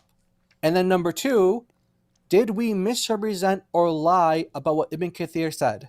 Did we misrepresent or lie about what Ibn Kathir said? No, we don't, because he would have said those it. are my 2 questions. He would have said it if we did. If we lied, he either knows some Arabic or he's got someone who knows. If we misrepresented that Arabic, even an iota, he would have said, bang, they lied. So answer those questions. That's what we want. He didn't. He just turned to Tabari like we didn't exist. Yeah. But anyway, let's go. The interpretation, meaning the book of Allah subhanahu wa ta'ala. You can see the verse in front of you now, which is the verse from Surah Al-Ma'idah, verse 13. That's what they presented. And they quoted a passage. Not what we presented. Ibn Kathir, projecting that Ibn Kathir didn't believe the Torah was corrupt. It was their fahum, it was their understanding, and it was their faulty interpretation and the tasarrufat and how they dealt with the ayat of Allah subhanahu wa ta'ala. So it was their understanding and the interpretation, not the Torah was corrupted. Okay. I have no idea why he's talking about Ibn Kathir, and I was going to, he just mentioned Ibn Kathir, and now he's talking about Tabari. Like, does he not realize, these are 2 different people? But we didn't project, we just read it. This is crazy. He just accused you guys of projecting your understanding when all you did was read it. Right? Did he just accuse you guys of projecting your view into Ibn Kathir? Yeah. Now what he's doing is he's projecting, I guess, Ibn Kathir's view onto Tabari, or vice versa. It does seem like he's just thinking, well, if I just pivot from Ibn Kathir to Al-Tabari and show something different, then it's all good, right? Like, you can interchange them. You can't interchange them. Why he He's banking on the fact that ignorant Muslims don't know the difference. They think it's all one book. Or they're all the same person. He said, because this is the deceptive part. Listen, he said, this is what they presented, right? And he put something else on from a different scholar, hundreds of years apart from Ibn Kathir. Wow. Okay. Right? You're not looking good, Haji. Yeah, hang on, brother Haji. I have to agree with DoC there. We've been praising you because you seemed better than most of the Dawah guys, but this did seem like you were being deliberately deceptive. So if there's some other explanation, so in other words, how this looks to us is, one, you're acting like we're the ones who bring up 513 to prove the Islamic dilemma. No, this is your guys' argument. And then when we say that's not what the verse actually says, you guys say go to the commentaries. So it's your guy who said, yeah, go to Ibn Kathir. DoC goes to Ibn Kathir. It agrees with us, not with you guys. And then it sounded like right here that you're pretending to respond to that, and you go to a different commentary by a different person. That's what it sounded like. And it sounded like you're taking advantage of the fact that your average viewer will not be paying attention to and will not know what you just did. That you're pretending to respond to what DoC said simply by reading Ibn Kathir, and yet you don't touch it. You go to a completely different commentary. So that did not look good. Imam Tabari, because they mentioned Imam Tabari as well. But I'll show you how desperate they are, and in reality, they're just using so much gish galloping. It's unreal. Anyway, Did you just say gish galloping? What He did. What's he talking about? Dude. What is he talking about? Brother Haji, dude, I don't know.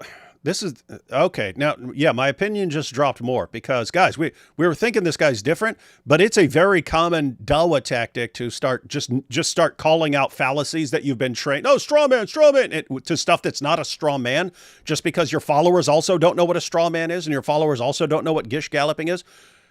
Brother Haji, so you had a couple of questions, a couple of challenges from Jai and DoC. I'll issue another one. Show us where that was gish galloping. Like, show us by any stretch of the imagination how that was gish galloping. A Muslim said, go to Ibn Kathir. DoC went to Ibn Kathir, read Ibn Kathir. It did not agree with the Muslim. It did not agree with you. It agreed with us and our understanding of what the verse said. On what planet is that gish galloping? Please explain. Can you explain to people what did he just accuse us of? What is gish galloping? That's where you kind of toss stuff out so rapidly that people never have a chance to respond to it, right? So and that's rapid what he's fire. accusing us of I doing. was actually going step by step, very slowly, and the man spoke Arabic, and he came to the conclusion, "Oh, it's verbal. The issue is verbal." That's what an accusation. Correct. Wow. So, and the man was the Arabic speaker that I was speaking to. He saw the text that I was seeing. Wow.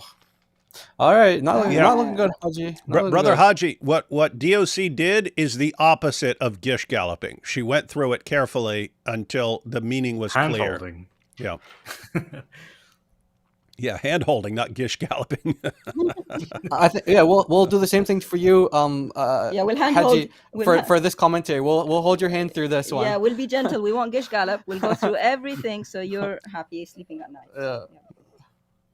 قول في تأويل قوله سبحانه وتعالى يحرفون الكلمة عن مواضعه. So the interpretation of Allah subhanahu wa ta'ala is saying that they corrupted the word of Allah subhanahu wa ta'ala from its original place. Okay, so it mentions that يحرفون الكلام ربهم الذي أنزله على نبيه موسى عليه السلام. So they corrupted the words of their Lord which was revealed upon their prophet Musa عليه السلام وهو التوراة, and this was the Torah. Okay, فيبدلونه, and they changed it. So did they change it with their understanding? Did they change it with their interpretation? What did they change?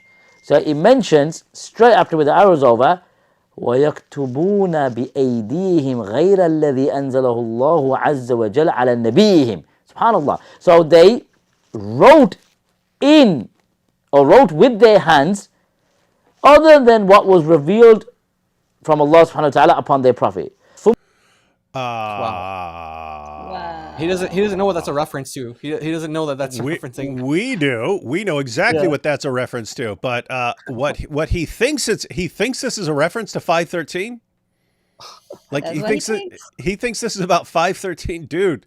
Okay, so open challenge, Brother Haji. When you're sitting here quoting, they wrote it. This is talking about them writing something. Show us that from 513. Simple request. Like simple, easy, straightforward request. Show us that in 513, which is what we were talking about. Where are you getting that from? We know where that's coming from. The fact that you don't means you're seriously out of your depth here. Again, we're happy to have a discussion with you. But if you don't know what he's actually quoting there, you're at serious beginner level, because that would be learning 279 would be like first step of responding. You'd get wrecked on it, but that would be kind of the first step. If you don't know what that verse actually is, you're going to have real serious problems here. Let's see. يقولون الجهال الناس. Then they said to the ignorant of the people. So go back now. They changed it. They wrote in it other than what Allah subhanahu wa ta'ala revealed upon their prophet Musa. And then they said to the ignorant of the people, هذا هو كلام الله الذي أنزله على نبيه موسى عليه السلام والتوراة التي أوحاها إليه. That this is the speech of Allah, the words of Allah, which was revealed upon their prophet, upon the prophet Musa alayhi salam, which is the Torah, which he was inspired with. Okay, so come back to me now. So to the Christian polemics, it's clear here that they changed the Torah for you. It's clear. Okay. It's clear where in 513, because nothing you just said is from 513. Nothing, right? And if you're going to see where that's actually coming from is 279, and 279, if you read it in context, there's no way it's saying what you think it's saying. So this is what we say. This is the problem. You guys keep acting like you respond to something, and your followers are so ignorant and gullible. They go, "Oh, whoa, he said words. Therefore, he must have like refuted everything they said." And we're looking at this, and it's convincing us that Dawah is nothing but massive deception. That's what you guys are convincing us of. Because I mean, just look at the progression. Just look at the progression. We're not even talking about everything else. Just look at what you just did there. You go to a clip of one of our many live streams where it was open challenge to all Muslims anywhere, call in and refute us. You go to a section where we're responding to a Muslim argument, and you act like that's our actual argument. And then It's the Muslim who says, go to Ibn Kathir. Ibn Kathir agrees with us. Then you come on, you pretend to respond to what Ibn Kathir says by going to a different commentator and ignoring what Ibn Kathir says and not addressing what Ibn Kathir says. And then you're going to a commentator who's using 279 and you act like this is about 513. And then even if you go to 279, if you read it in context, which you don't, it doesn't agree with you. And then everyone on your side will act like this is a brilliant response. And this is what we see from Dawah. Nothing but deception. Oh boy. Oh. Yeah. And we can prove it to him from the Arabic too, from the actual passage that he quoted and didn't translate exactly correct, which will tell you that it's about 279 actually. This is about a minute long left. I see you guys got some stuff you want to go into. Do you want to finish watching and then go into your stuff, or go into your stuff now and then come back to him? Well, let's finish watching. Yeah, go ahead. Okay. بدلونه. So they changed it. And they did tahrif. So they يحرفون. So they corrupted it, they changed it. ويكتبون بأيديهم. They wrote with their hands. Corruption, change, wrote with their hands. Brother Haji, just serious, straight up question. Can you show us where 513 says change with our hand? Can you show us that? Because if that's not what the verse says, and you're saying that the verse says that, you're flat out lying about the verse. This is the words of Allah subhanahu wa ta'ala that was revealed. In other words, hey guys, here's the big irony. Here's the big irony. He's talking about 513, and then he reads a commentary, and then the commentary is clearly talking about 279 and applying 279. So what's that? That's moving words from their places. Dude, you're doing what the Quran condemns us for doing in 513. You're doing what the Quran accuses us of doing in 513, moving words from their places, is exactly what you're doing right here. Does this mean your book has been corrupted? If you're moving words, if you're misrepresenting and distorting the meaning by moving words around and pretending, oh, this is about this, and this is about this, and this is about this, the Quran condemns us for doing that. You're saying, oh, that means the book has been corrupted. Okay, so your book has been corrupted now because you're doing what the Quran accuses us of doing, and you say that means the text has been corrupted. Congratulations, you just proved the Quran has been corrupted.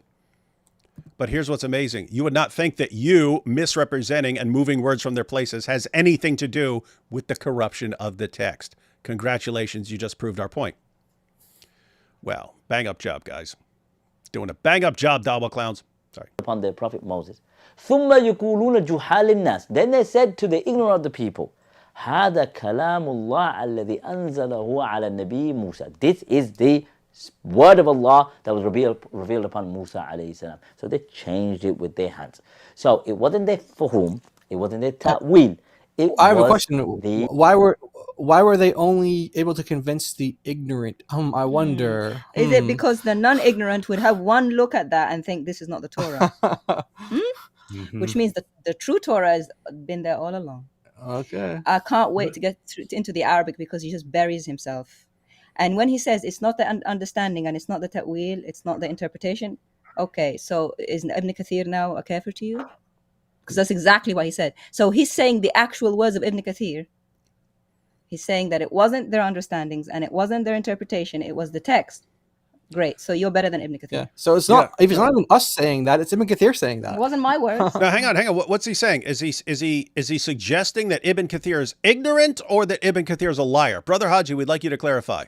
Yeah, when you're completely mocking what Ibn Kathir just said, what DoC showed on the screen, Ibn Kathir said, namely that this is all this is all the Quran is actually talking about, and you say, that's not all the Quran is talking about. That's false. Okay, was Ibn Kathir ignorant and you just know more, or does he know the truth and he's deliberately lying?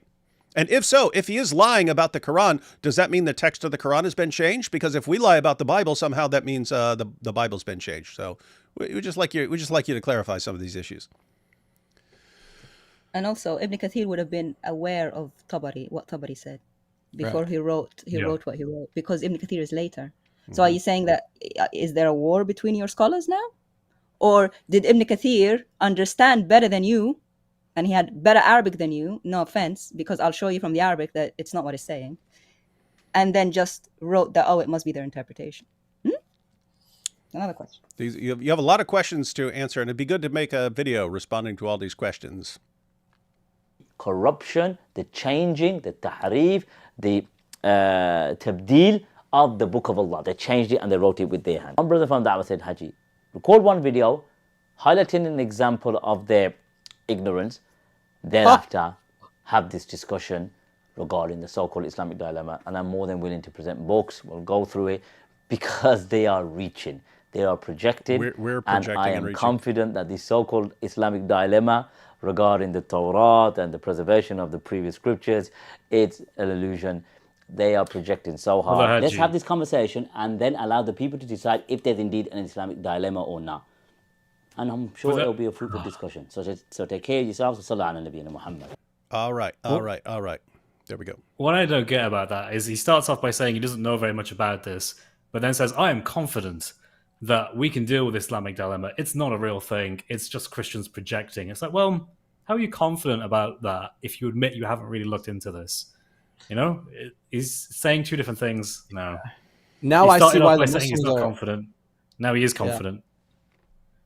Yeah, now Come on, I see brother why the Haji, Muslims are have a telling discussion. them not to get involved. Now I see why they're saying Yeah. don't get involved. Now I see it. Don't listen to them. Don't listen to them, Brother Haji. Yeah, Some of your yeah. fellow Muslims are going to tell you don't get involved because they know what you're up against, and they know enough to kind of try and avoid direct discussions with this stuff, right? Because keep in mind, we repeatedly went live where any Muslim on the planet could call in and show us very simply where the Quran says the Bible's been corrupted. They couldn't do it. And so, and the Dawah guys didn't even try. The regular Dawah guys didn't even try. Why? They know that would not go well for them. And so they already know this would not go well for you, and so they're trying to throw you off it. But if you're confident that you can answer this, why listen to them? Don't listen to them. Show us. Prove us wrong. Prove us wrong. That's what we want to hear. Yep. I just still can't get over the fact that he's framing it like he's defeating our argument when this is not our argument. So anyway, like I said, he's Yeah. going to be in for a surprise Yeah. whenever he. Yeah. Apart from towards the beginning when he said, so the Islamic dilemma is basically, he kind of got it right, but then he actually goes to a clip where it's very like obscure it's a clip. response. Yeah. It's not, Yeah. it's nothing to do with that clip is nothing to do with our argument. That clip has something to do with a response to a Muslim response. Anyway, did you guys want to take us through some stuff? Yeah. Yeah, I want to take you through what he actually read and what it actually said. Okay, And then we'll get some other application here. bro, Haji, can he fix it? No, he can't. Wait. We made it that's halal. good. We put Yeah, a we miswak give in him it. a little miswag there. Oh. But anyway, Yeah. that this is the Arabic that he brought. I wanna underline this part here. فَيُبَدِّلُونَهُ. Okay, that's what he said. What he claimed to mean. They changed it. وَيَكْتُبُونَ بِأَيْدِيهِمْ غَيْرَ الَّذِي أَنزَلَهُ اللَّهُ. And they write with their hands different to what Allah revealed to Their the prophet, which means Moses. ثُمَّ يَقُولُونَ لِجُهَّالِ النَّاسِ. And then they say to the ignorance, this is the Ignorant people. ignorant people, this is the speech of Allah. Here's what it actually said. They substitute it.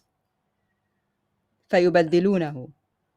They substitute, exchange, or replace, which means you have the original, you put it to the side, and you write with their own hands something other than what Allah has revealed. And then they say to the ignorant people, this is the word of Allah. Why? Because knowledgeable people will take one look at it and say this is not the Torah. There's the word that he said changed.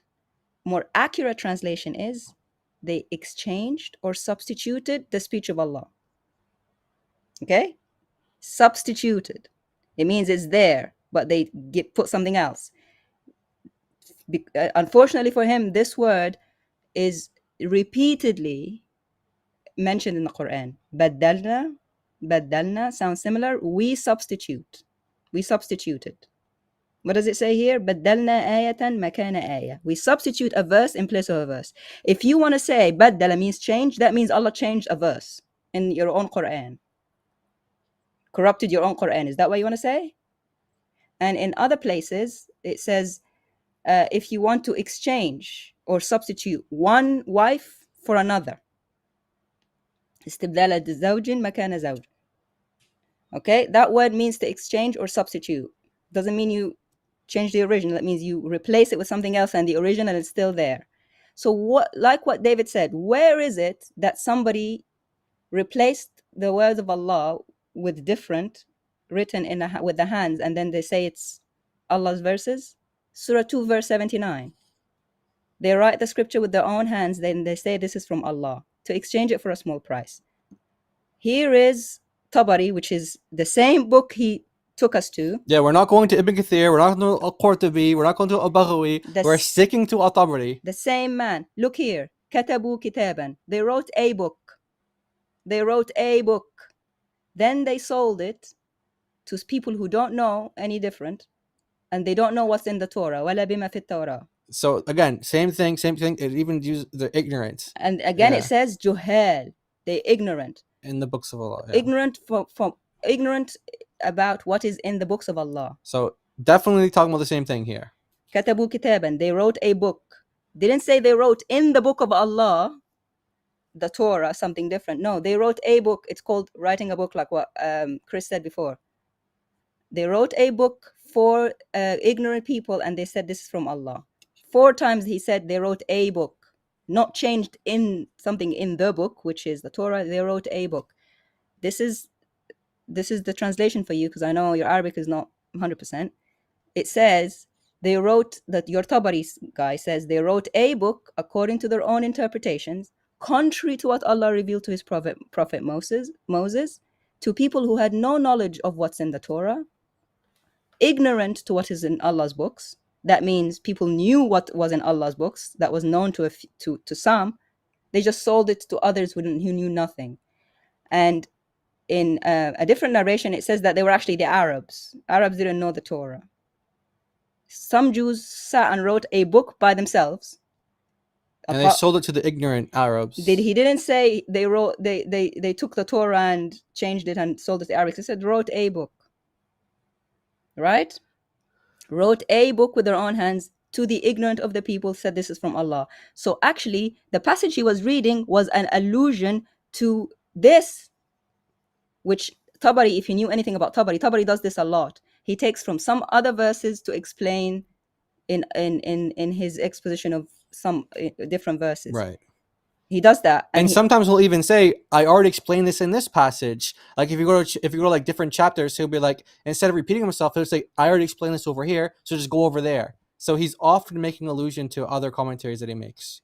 And this is the rest of it. He says there were some people from the children of Israel who wrote a book, كتبوا كتابا, with their own hands, to consume the wealth of the people, so that they could sell something, basically. And they said this is from Allah. Exactly what his passage said, and it's not from Allah, not the Torah, just a book. And what's worse, now we'll go to another scholar and explain exactly how he explained and it. I know he follows Ibn Uthaymeen because he's a Salafi. Tell me if I'm wrong. Ibn Uthaymeen says Muslims do the same thing. We have in his recorded exposition of these verse 279, and it is recorded, and we have it here, right? His recording in Arabic, and this is a translation of the transcript. We have in our Muslim community people who wrote with their own hands and said this is better than what is with Allah. They called it a green book, and they said this is better than the Quran. And others said this similar things with the book called Prayer of the Opener, and they said this is better than the Quran 600 times. And look here, he says they are more wicked than the Jews, because to him they did the same thing that the Jews did. They wrote a book, pretended it was the Torah. Now, if you want to say that if anybody writes something with their own hands, makes that the book is corrupted, then you have to say that your Quran is corrupted because some people wrote books. Same exact verbiage. كتبوا كتبا يسمونها الكتاب الأخضر. They wrote books calling it the green book, and they said it was so is your Quran corrupted because someone wrote a book? That's all it's about. So no, whatever they wrote, they substituted it, exchanged it. And I don't even know, and I don't even need to convince you too much, because guess what? Your Quran says there are some that don't do it. Surah 2 verse 121. الذين أتيناهم الكتاب يتلونه حق تلاوته. Those who were given the book recited the true recital. And your guy Tabari said there is an opinion that those people are the children of Israel. Not just the Muslims, the children of Israel.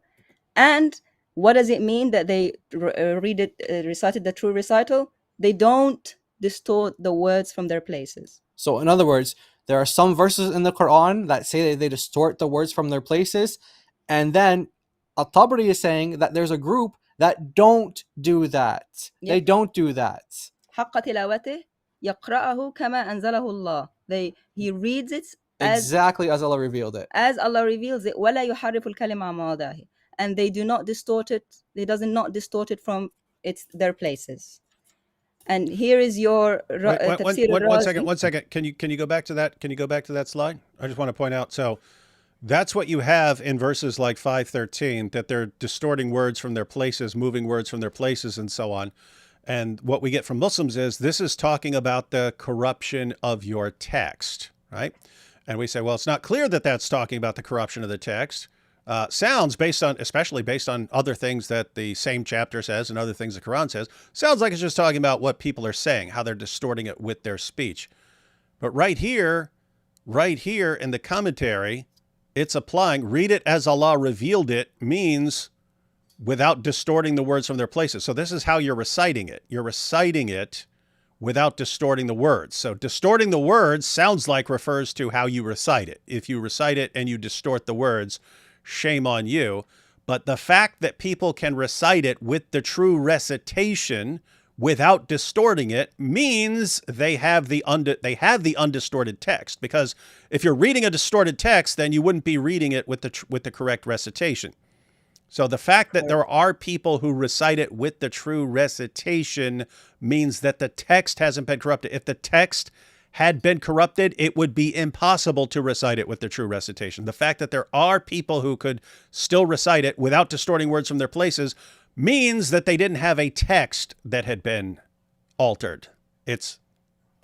They're all reading the same text. Some people recite it and distort words. Other people recite it and don't distort words, which means it's not about the text. It's not about the text being corrupted. So, wow. So just to be clear, this is the commentary he went to. Correct. Interesting. Yeah, he went to a Tabari. Yeah, and this is Tabari. So like David just said, there has to be an original that people are going back to. Or there are some ignorants who don't know what the Torah looks like, who buy any book that people sell them and tell them a lie, that they just wrote it yesterday in their bedroom or something. But that's not the Torah, because they can only sell it to the ignorance, the Johel. What does that tell you? Exactly. They can't sell it to someone who's seen the Torah before. That tells you it's not the Torah. And it literally says that. It says that they're writing something that's not the Torah. It's telling you in your face. Right, but he doesn't know that because he didn't read everything. And he doesn't know what baddala mean, which means the exchange. That means if I don't give you the Quran and I give you a book that I just wrote by my hand, it doesn't mean the Quran is corrupted. It just means I sold you something because you're ignorant and you don't know what the Quran looks like. Exactly. That's what it is. Right. So just like what Ibn Uthaymin says. So let's say, okay, you write a book. Okay, we write a book, and let's say we write a book and we say it's the Quran. Yeah. Okay, and we give it to Hajji. Oh, well, maybe he wouldn't fit because maybe he's not one of the ignorant ones. But let's say we give it to one of his cousins or something like that, and let's say they're ignorant. So we give it to them and say, this is the Quran, but it's not the Quran. Right. Does that now mean that the Quran has been corrupted? No, it just means we wrote a book. And we called it the Quran. And only the ignorant bought it. Both bought it, meaning they believed it and literally, yeah, exactly. And then gave me money for it. Yeah, exactly. And Razi himself, before you tell us anything, before you say anything, Razi said that this verse about reciting the true recital is about the Jews and the Christians. There's a group of them that do not corrupt anything from the place. They recite it as it ought to be recited. And in order for them to do that, it has to be in some kind of uncorrupt form at that time. Yes. For them to be able to recite it correctly without issue, right? Yep. Thank you. Exactly. That's it. That's what we mean. That's what we mean, that the text has not been corrupted. Only people messing about writing stuff on their own, or saying it by the mouth. Different. And if just one more for good measure, Surah 3 verse Nice. 199 says, there are some among the people of the scripture who believe in Allah and what was revealed to you and what was revealed to them. What did it say here? Wait, both what was revealed to the Muslims and revealed to them, meaning the Torah, the Injil. Okay, yes. They do not exchange the verses of Allah for a small price. Aha. So they don't go selling some stuff that isn't the Torah for No. a small price. Yeah, and I'm thinking it's actually possible that bro Hajji has no idea why this is even relevant, because I don't think he actually, I mean, it sounded like he got the Islamic Dilemma in the first part of the video, but then as he continued on, I'm like, I don't think he really understands the issues here. So, well, that's kind of a question I have, because I actually don't know what stage he's at, because I think he kind of hints a little bit more right near the end of the video, but I don't know if he thinks that the Torah and the Injil were given to Musa and Isa, and then they were just instantly, poof, corrupt. That's it, they're gone. And he thinks that's fine. Like the Quran has no problem with that. The Quran doesn't affirm them in any sense. Or if he thinks it's partial and the Quran is okay with that, and he's never read Surah Al-Baqarah, Surah 2, Ayah 85. I don't know where he's at. Like, it's hard to actually gauge his view. I think he underestimated how long we spent with this. Yeah. Bro, Haji, you overestimated how much you underestimated this. Yeah, that's right. Okay. Look here at his boy Tabari. The same man. Sorry, I actually don't know which one it is. But anyway, it's one of the two. One of the two, either Tabari or Ibn Kathir. I might have made a mistake, but it says here, for these people who do not exchange the verses of Allah for a small price, they do not corrupt what was revealed to them in their books. لا يحرفون ما أنزل إليهم في كتبه. They do not corrupt what was revealed to them in their books. Regarding the description of Muhammad, by substituting it, okay, there's يبدلونه again, nor do they distort any of his rulings and proofs therein for insignificant worldly gain. The worldly gain, what? Given for that substitution. يعطونه على ذلك التبديل. So people were giving them money for a substituted book that they wrote for money. That's all. Okay, I'm gonna hand over to Jai for the next one. No, this yeah. So I wanted to explain what Al-Tabari's definition. Like, it's good to get his definitions of words, right? Like, if you want to know when someone says something, it's good if they give you an actual definition. Like, what do they mean by that? So for chapter 4, verse 46, and it says, among the Jews are those who distort words from their proper usages. Okay, same exact word that's used, same exact words that are used in 5:13 in chapter 4, verse 46. Al-Tabari tells us what that means in 4:46. Okay, so this is another verse now, but he tells us what that means. What does it mean that they distort words from their proper places, or from their original places? He says that they substitute its meaning and change it from its proper interpretation. Right? From its proper interpretation. So Al-Tabari tells us what he literally defines for us what this means in another passage, in another commentary. Okay, and then let me skip this one. Okay, so now let's go to another book here, because he talked about, I have books. Yeah, we have a couple books ourselves. We have a little books, but maybe not as many books as you, but we have some books. And this is a book from Ibn al-Qayyim, and he talks about a group of Muslim scholars that believe that the Torah is perfectly intact and perfectly preserved. And one of their arguments is this, and this is what we've been getting to this whole time. This is one of their arguments. One of their evidences that they hold to for their position is this, that the Torah has spread across the east and the west of the earth, and spread south and north, and no one knows the number of its copies except Allah. And it is impossible to conspire to substitute and change all of those copies, such that not a single copy remains on earth except one that is substituted and changed according to that same methodology. And this is something that the intellect finds impossible and testifies to its falsity. Sorry. Yeah, that 3199 was Tabari. This one is still Tabari? Yeah, it's definitely Tabari. Okay, we just wanted to correct that real quick. It's definitely Tabari. Okay, so this is the evidences from a school of scholars that say that the Torah has never and can never be corrupted or exchanged. Why? And I thought I'd like illustrate it. Maybe this was an easier way to look at it. This is from like a Bible map of the Roman Empire in the 1st century. This is the website here. And I just highlighted some like random places. So imagine if we have a Torah over here, a Torah in Jerusalem, a Torah in Alexandria, a Torah in Rome, etc., right?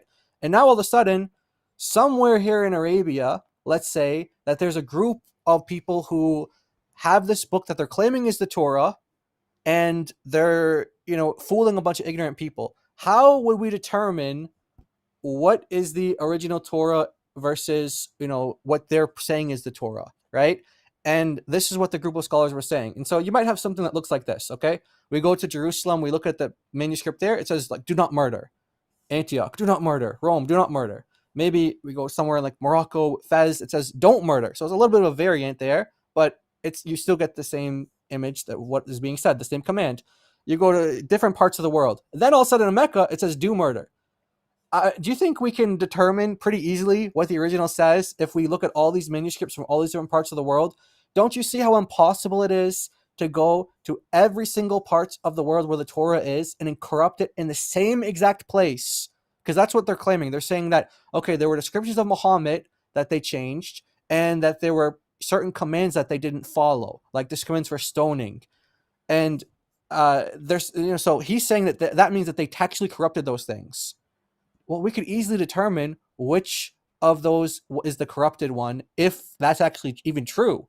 Do we have any evidence of that at all? Is there any manuscript evidence of what he's talking about? Nope. And then they kind of they say a couple more things, but then this is another part here.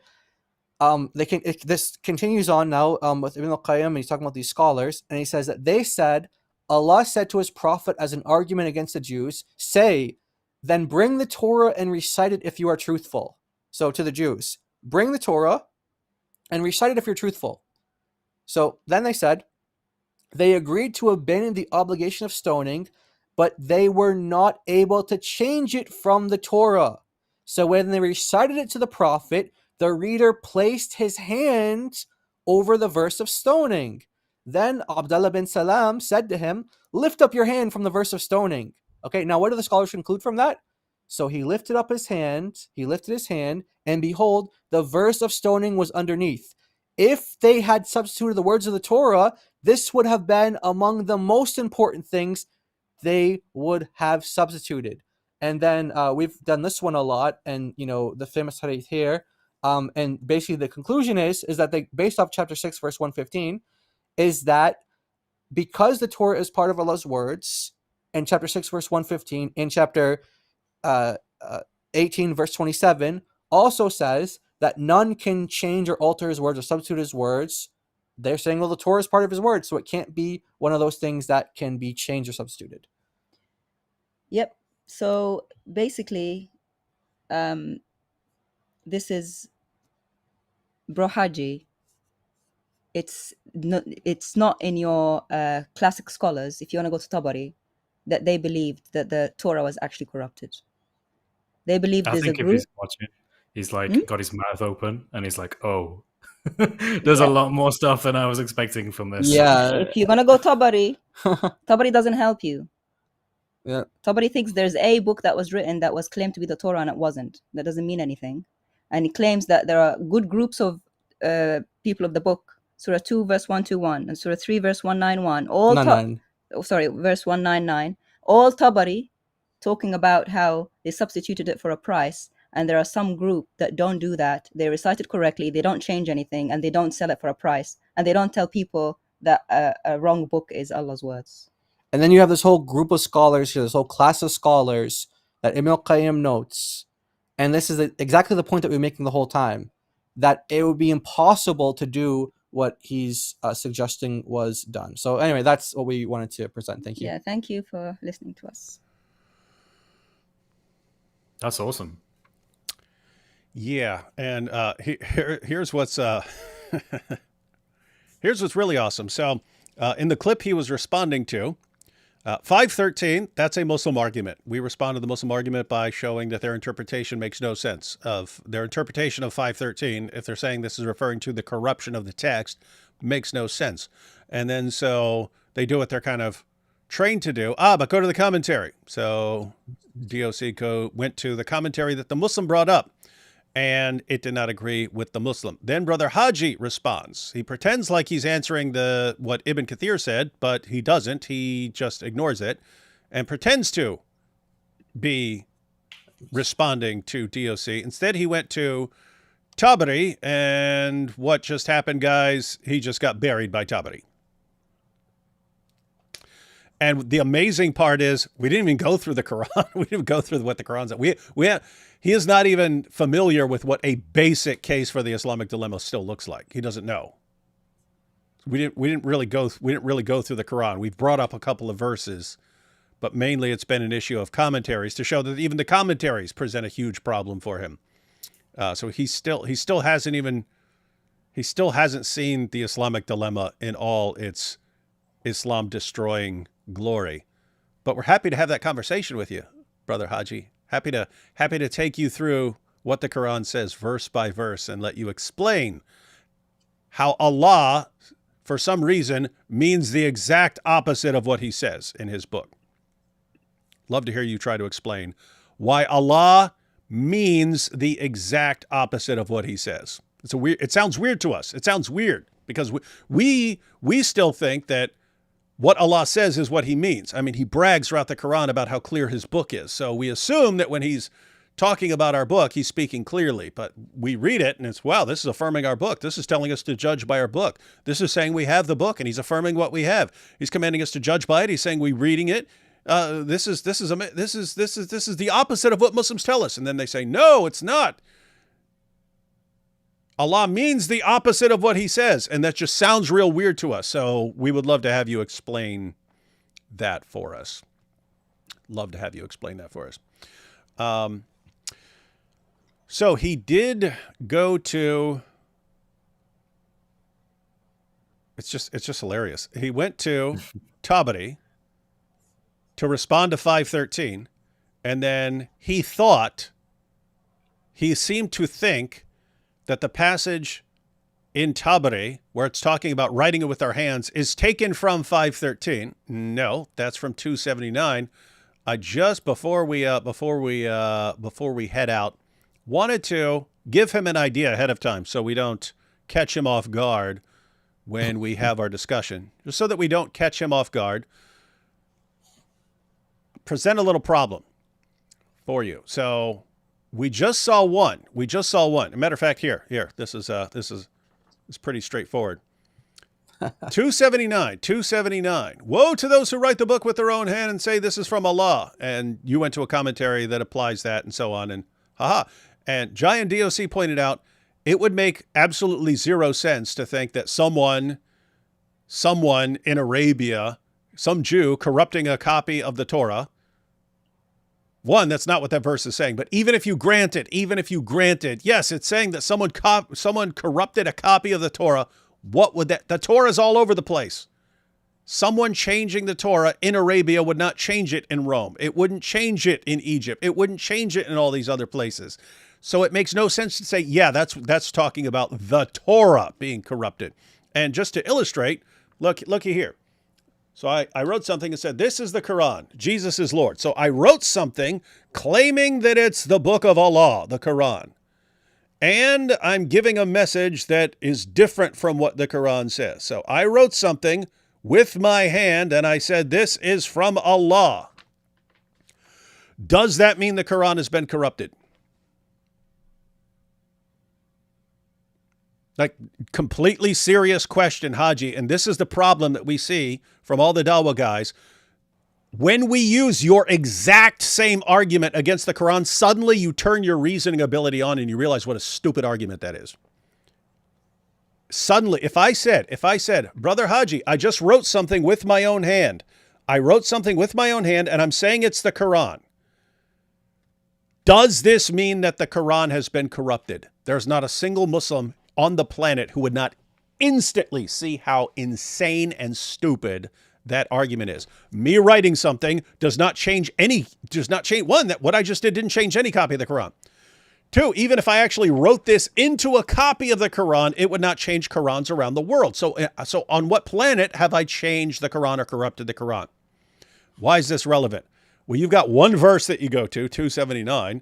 Woe to those who write the book with their own hand and say this is from Allah. You see, this is talking about some people and they corrupted. This means that the Torah has been corrupted. So someone writing something like this means that the book's been corrupted, right?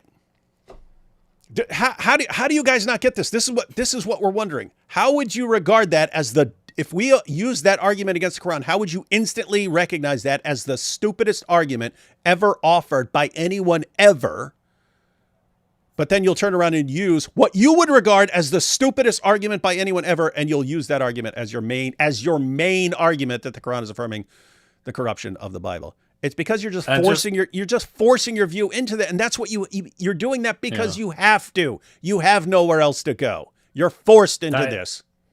Exactly that. Brother Haji, sorry. This is you went to the best verse you have, basically, Surah Al-Baqarah, Surah 279. And that is a terrible verse to try and prove that anything of the previous scriptures has been corrupted in any real sense at all. Not only that, but everywhere else you go is only downhill from there. So you've already kind of done the best you can do, and you're just going to get into this really depressing, dark, faith-questioning point when you look at the Quran and you think, oh, Allah, who supposedly sent this Quran, yeah, he actually really does think the Torah and the Injil are the gold standard. Allah, you think Allah sent the Quran. Allah loves the Injil and Torah. It's his favorite things. He absolutely loves the Torah and the Injil. And you're going to see that, and it's going to come more and more obvious to you as you keep reading. In all honesty, and that's what I'm doing now. That's what I'm doing, reading the Quran and just noticing it for myself. Holistically, the Quran assumes the validity of the scriptures 100%.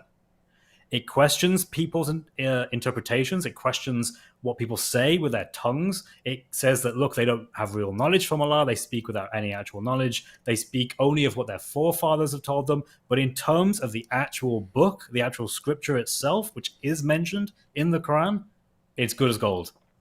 And I hope with the Haji, you come to realize this as you sincerely look at this in the Quran, and hopefully as you have a discussion with us. Because we could go through this. We could do it in a nice, calm, relaxed manner. And if our position is weak, then you can show that very clearly to us. But if it's something that might be of interest to you and might show you that actually maybe this Injil is a lot more profound and interesting and closer to the truth than I previously thought, we'd welcome that as well. Yes, we would. And again, just so that we're not catching Brother Haji off guard when we have this discussion, Brother Haji, if you come with Tabari and he's using 279, then we're going to go to 279 and we're going to show you what it actually says. But just as importantly, we're going to show you the context. So again, just so you know ahead of time, so that you can prepare. What we would do if you quote 279 is we'd want to go to verses earlier in the chapter for context and later in the chapter for context and see if your interpretation makes sense in light of context, right? So just look at this real quick. I'll read this quickly, just so you know it. We won't really discuss it, but want you to be aware of it so that we can discuss it when you join us live. O children of Israel, start at verse 40 there. So same chapter you're quoting, but apparently didn't realize what you're quoting. O children of Israel, call to mind my favor which I bestowed on you, and be faithful to your covenant with me. I will fulfill my covenant with you. And of me alone should you be afraid. Already, how are they going to remain faithful to the covenant if they have a corrupted book that gives them the wrong covenant? And believe in what I have revealed, verifying that which is with you. You catch that? Believe in what I have revealed, the Quran, verifying that which is with you. The Quran verifies what is with them. Now, that's very strange if what they have has been corrupted. Why would the Quran verify their corruption? And be not the first to deny it, neither take a mean price in exchange for my communications, and me alone should you fear. And do not mix up the truth with falsehood, nor hide the truth while you know it. Notice there, it says they know the truth. They know the truth. If they had a corrupt book, they would think they have the truth and they'd be wrong, right? And keep up prayer and pay the poor rate and bow down with those who bow down. What? Do you enjoin men to be good and neglect your own souls while you read the book? Have you then no sense? Sounds like it's affirming the book that they have. Why? Well, he says he's talking about the book and that they read the book. And what's he says? He says in verse 41 that his book, the Quran, is verifying what is with them. What's with them? He says it. He says it's talking about the book they read. Very strange if what they have is a corrupt book. Why would Allah be verifying a corrupt book? So that's in Surah 2. And then you get to the one you cited without realizing where it's from, 279. Woe then to those who write the book with their hands and then say this is from Allah, so that they may take for it a small price. Therefore, woe to them for what their hands have written, and woe to them for what they earn. You see, the Bible's been corrupted. It's been corrupted. Well, why does he say earlier in the same chapter that it's not? And if verse 79 is saying that the Bible has been corrupted, why does he say just 6 verses later? See that 279 there, Brother Haji? One of the main things we're going to ask you is, if you're saying that means the Bible's been corrupted, why does he say just 6 verses later, verse 85, talking about the Jews who weren't following certain things that the Torah says? Let's read it. Yet it is you who slay your people. Not supposed to do that. And turn a party from among you out of their homes. Not supposed to do that according to the Torah. Backing each other up against them unlawfully and exceeding the limits. And if they should come to you as captives, meaning your fellow Jews who are captives, as captives, you would ransom them, while their very turning out was unlawful for you. What's he saying? He's saying you're following parts of your book and not following parts of your book. Now, what's the criticism here? He says, do you then believe in a part of the book and disbelieve in the other? You catch that? He says, do you only believe in parts of your book? Brother Haji, don't you think that Jews should only believe in parts of their book and that Christians should only believe in parts of our book? What does Allah say here? Do you then believe in a part of the book and disbelieve in the other? What then is the reward of such among you as do this, but disgrace in the life of this world, and on the day of resurrection they shall be sent to the most grievous chastisement, and Allah is not at all heedless of what you do. Allah says if you only believe in parts of the book and don't believe in the rest of it, he's going to send you to hell.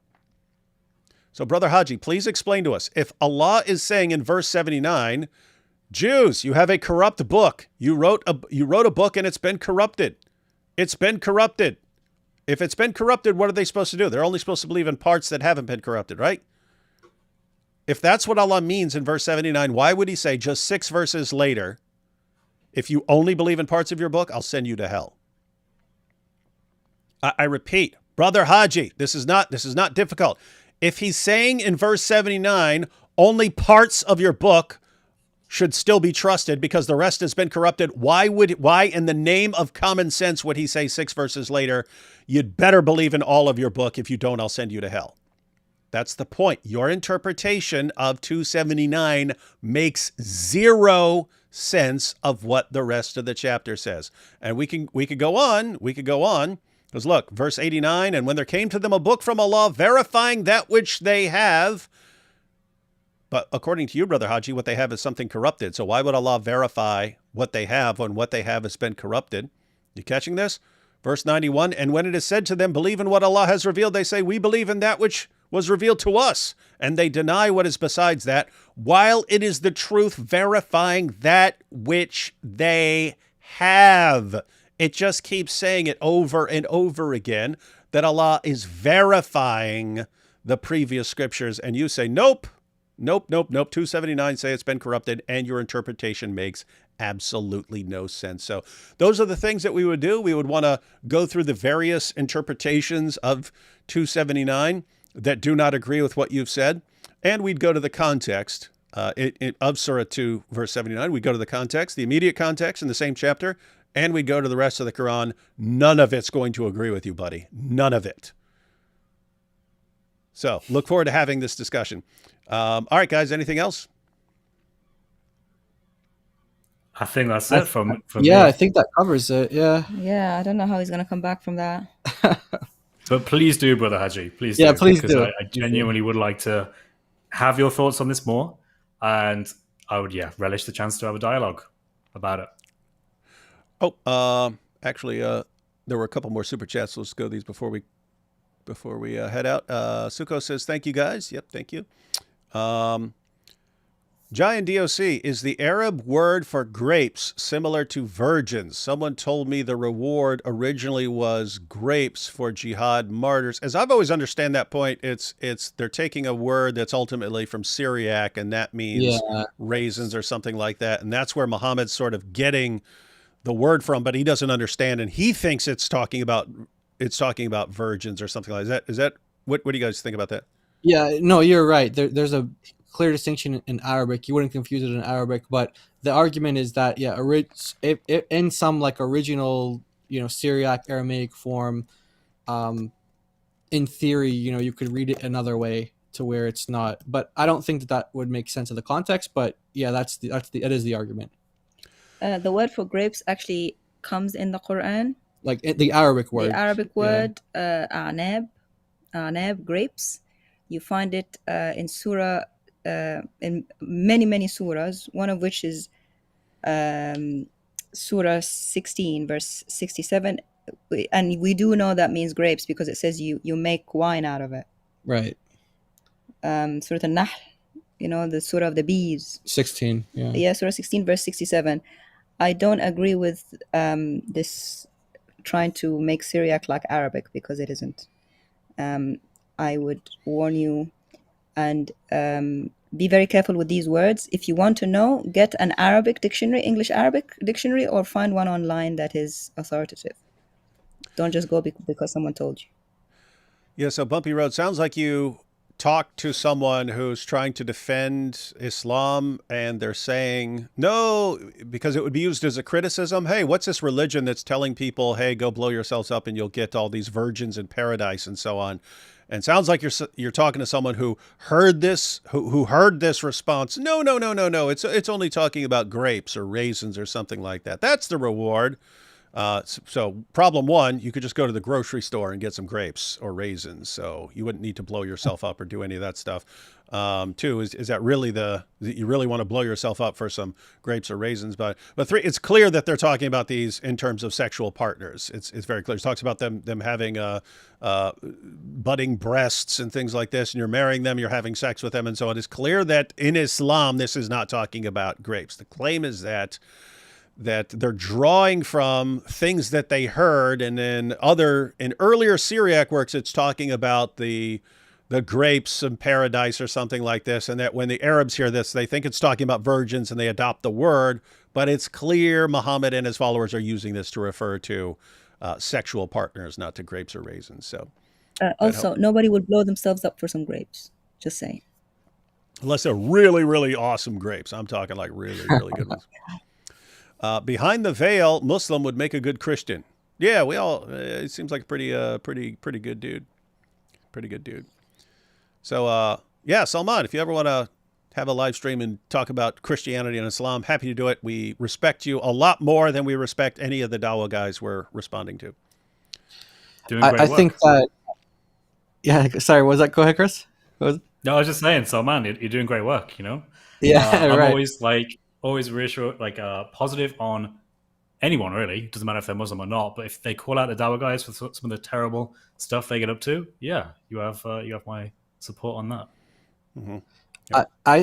I suggested to him, and maybe in your next stream, David, you can make this suggestion to him, because he'll probably watch that stream, is that if he does have this Dawah Epstein list or a Dawah Diddy list, and it's like he could be potentially in danger, So I think that what he should do is send it to you, to David, and so if anything happens to him, we have the Diddy list. Yeah, so if he disappears, then you'll know, hey, release it at this date or something. Yeah, and I could be sitting here. I have the Diddy list here. I have the Diddy list. I will release it. Yeah, I will release. If any harm, what he really needs is something even worse. that would be used as a threat to never harm him or something like that. Like if I'm, especially if I have it, I'm like, I've got something here even worse than the Diddy list. And if any harm ever comes to Salman, I will post it everywhere.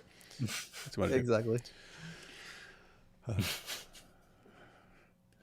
Let's see. Ground Zero says, God bless all. I have a question. God is all knowing, out of time. He sees all, the beginning and the end. Whoever is saved and is not, whoever chooses the Lord or not. With this info, be done with it all. Why delay? Why be done with it all? Why? So what? We don't have a life? He just skips it all? That's not where I was expecting that question to go. Yeah, he should just end it all since he already knows what will happen. Well, how would he even know it's going to happen if he's going to end it? Like, I don't even understand. Yeah, you seem to be getting fixated on a weird kind of issue here. And by the way, so yeah, keep in mind, you don't have to think of it for him. Like, yes, he could do what he wants. He could skip to the end and so on. I happen to like life and so on. So I'm glad I'm getting to live my life. I mean, think about this. It'd be like saying, hey, you know what? I know my son's going to die. So why not just skip to the end and not have him? Or like, what? Isn't that weird? Yeah. It's something weird about that, right?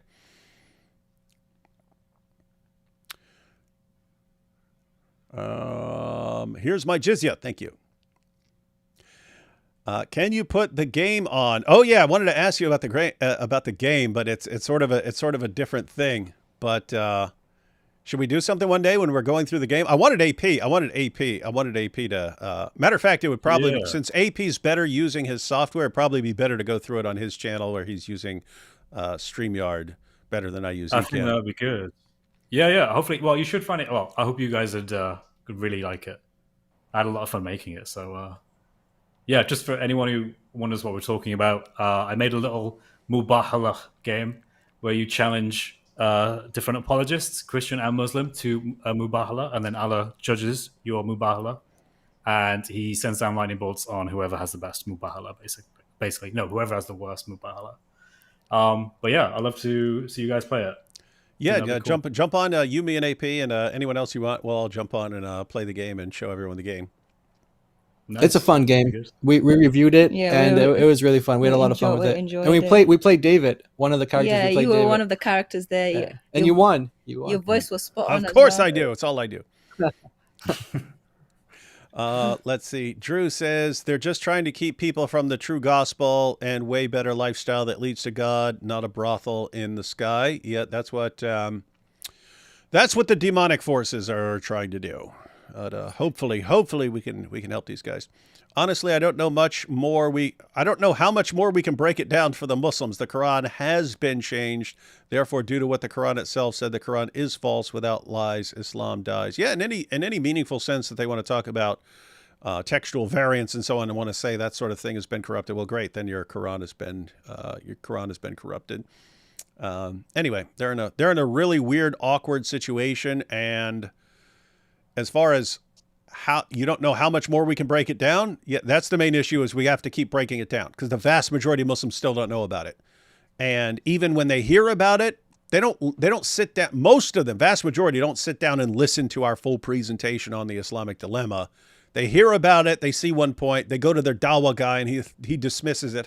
This is so stupid. Only stupid people think, 279. They think, that's the answer. So this is why everyone needs to learn it. The Christians across the board need to learn this argument and be using it. It's like everything else, guys. If a few people know an argument, the vast majority of Muslims aren't paying attention to it, their guys can get away with sort of just flippantly ignoring it. This is a stupid argument. Pay no attention to it. They can get away with that. If tons of people know about it and are using it and are bombarding them with it, they can't get away with that. So that's why we have to keep addressing it over and over again, responding to everything they put out so that Muslims actually get the point and realize the problem.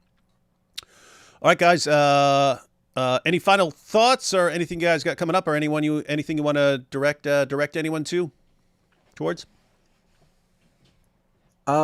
We I think we're doing a 10K special stream this week. It's going to be hopefully Friday or Saturday. So yeah, if you guys want to check that out, we're going to have some people call in and give some testimonies and stuff. So yeah.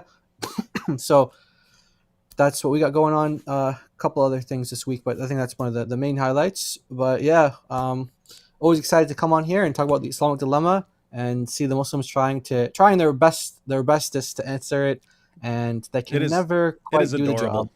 It is adorable. It's like watching a kid try to learn to walk or something like this and falling over and gets back up. But you just keeps getting back up and falling over and so on.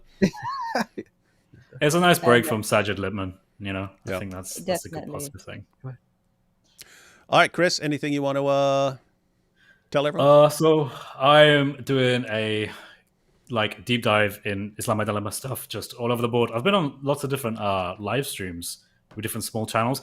I happened to bump into a YouTube channel that did a 12-hour live stream. Actually, it was more than 12 hours, where the majority of it, at least, was about the Islamic Dilemma. Awesome. And there was another channel as well. They were doing the Islamic Dilemma, and I thought, this is great. We're having all these Christian channels popping up talking about the Islamic Dilemma, and this is amazing. So yeah, for me, it's continuing with that. I'll probably be responding to Dean even more, because it's always good to. I mean, Dean's doing the best he can with the very little he has, and I respect that. So I'm going to be doing more responses to him.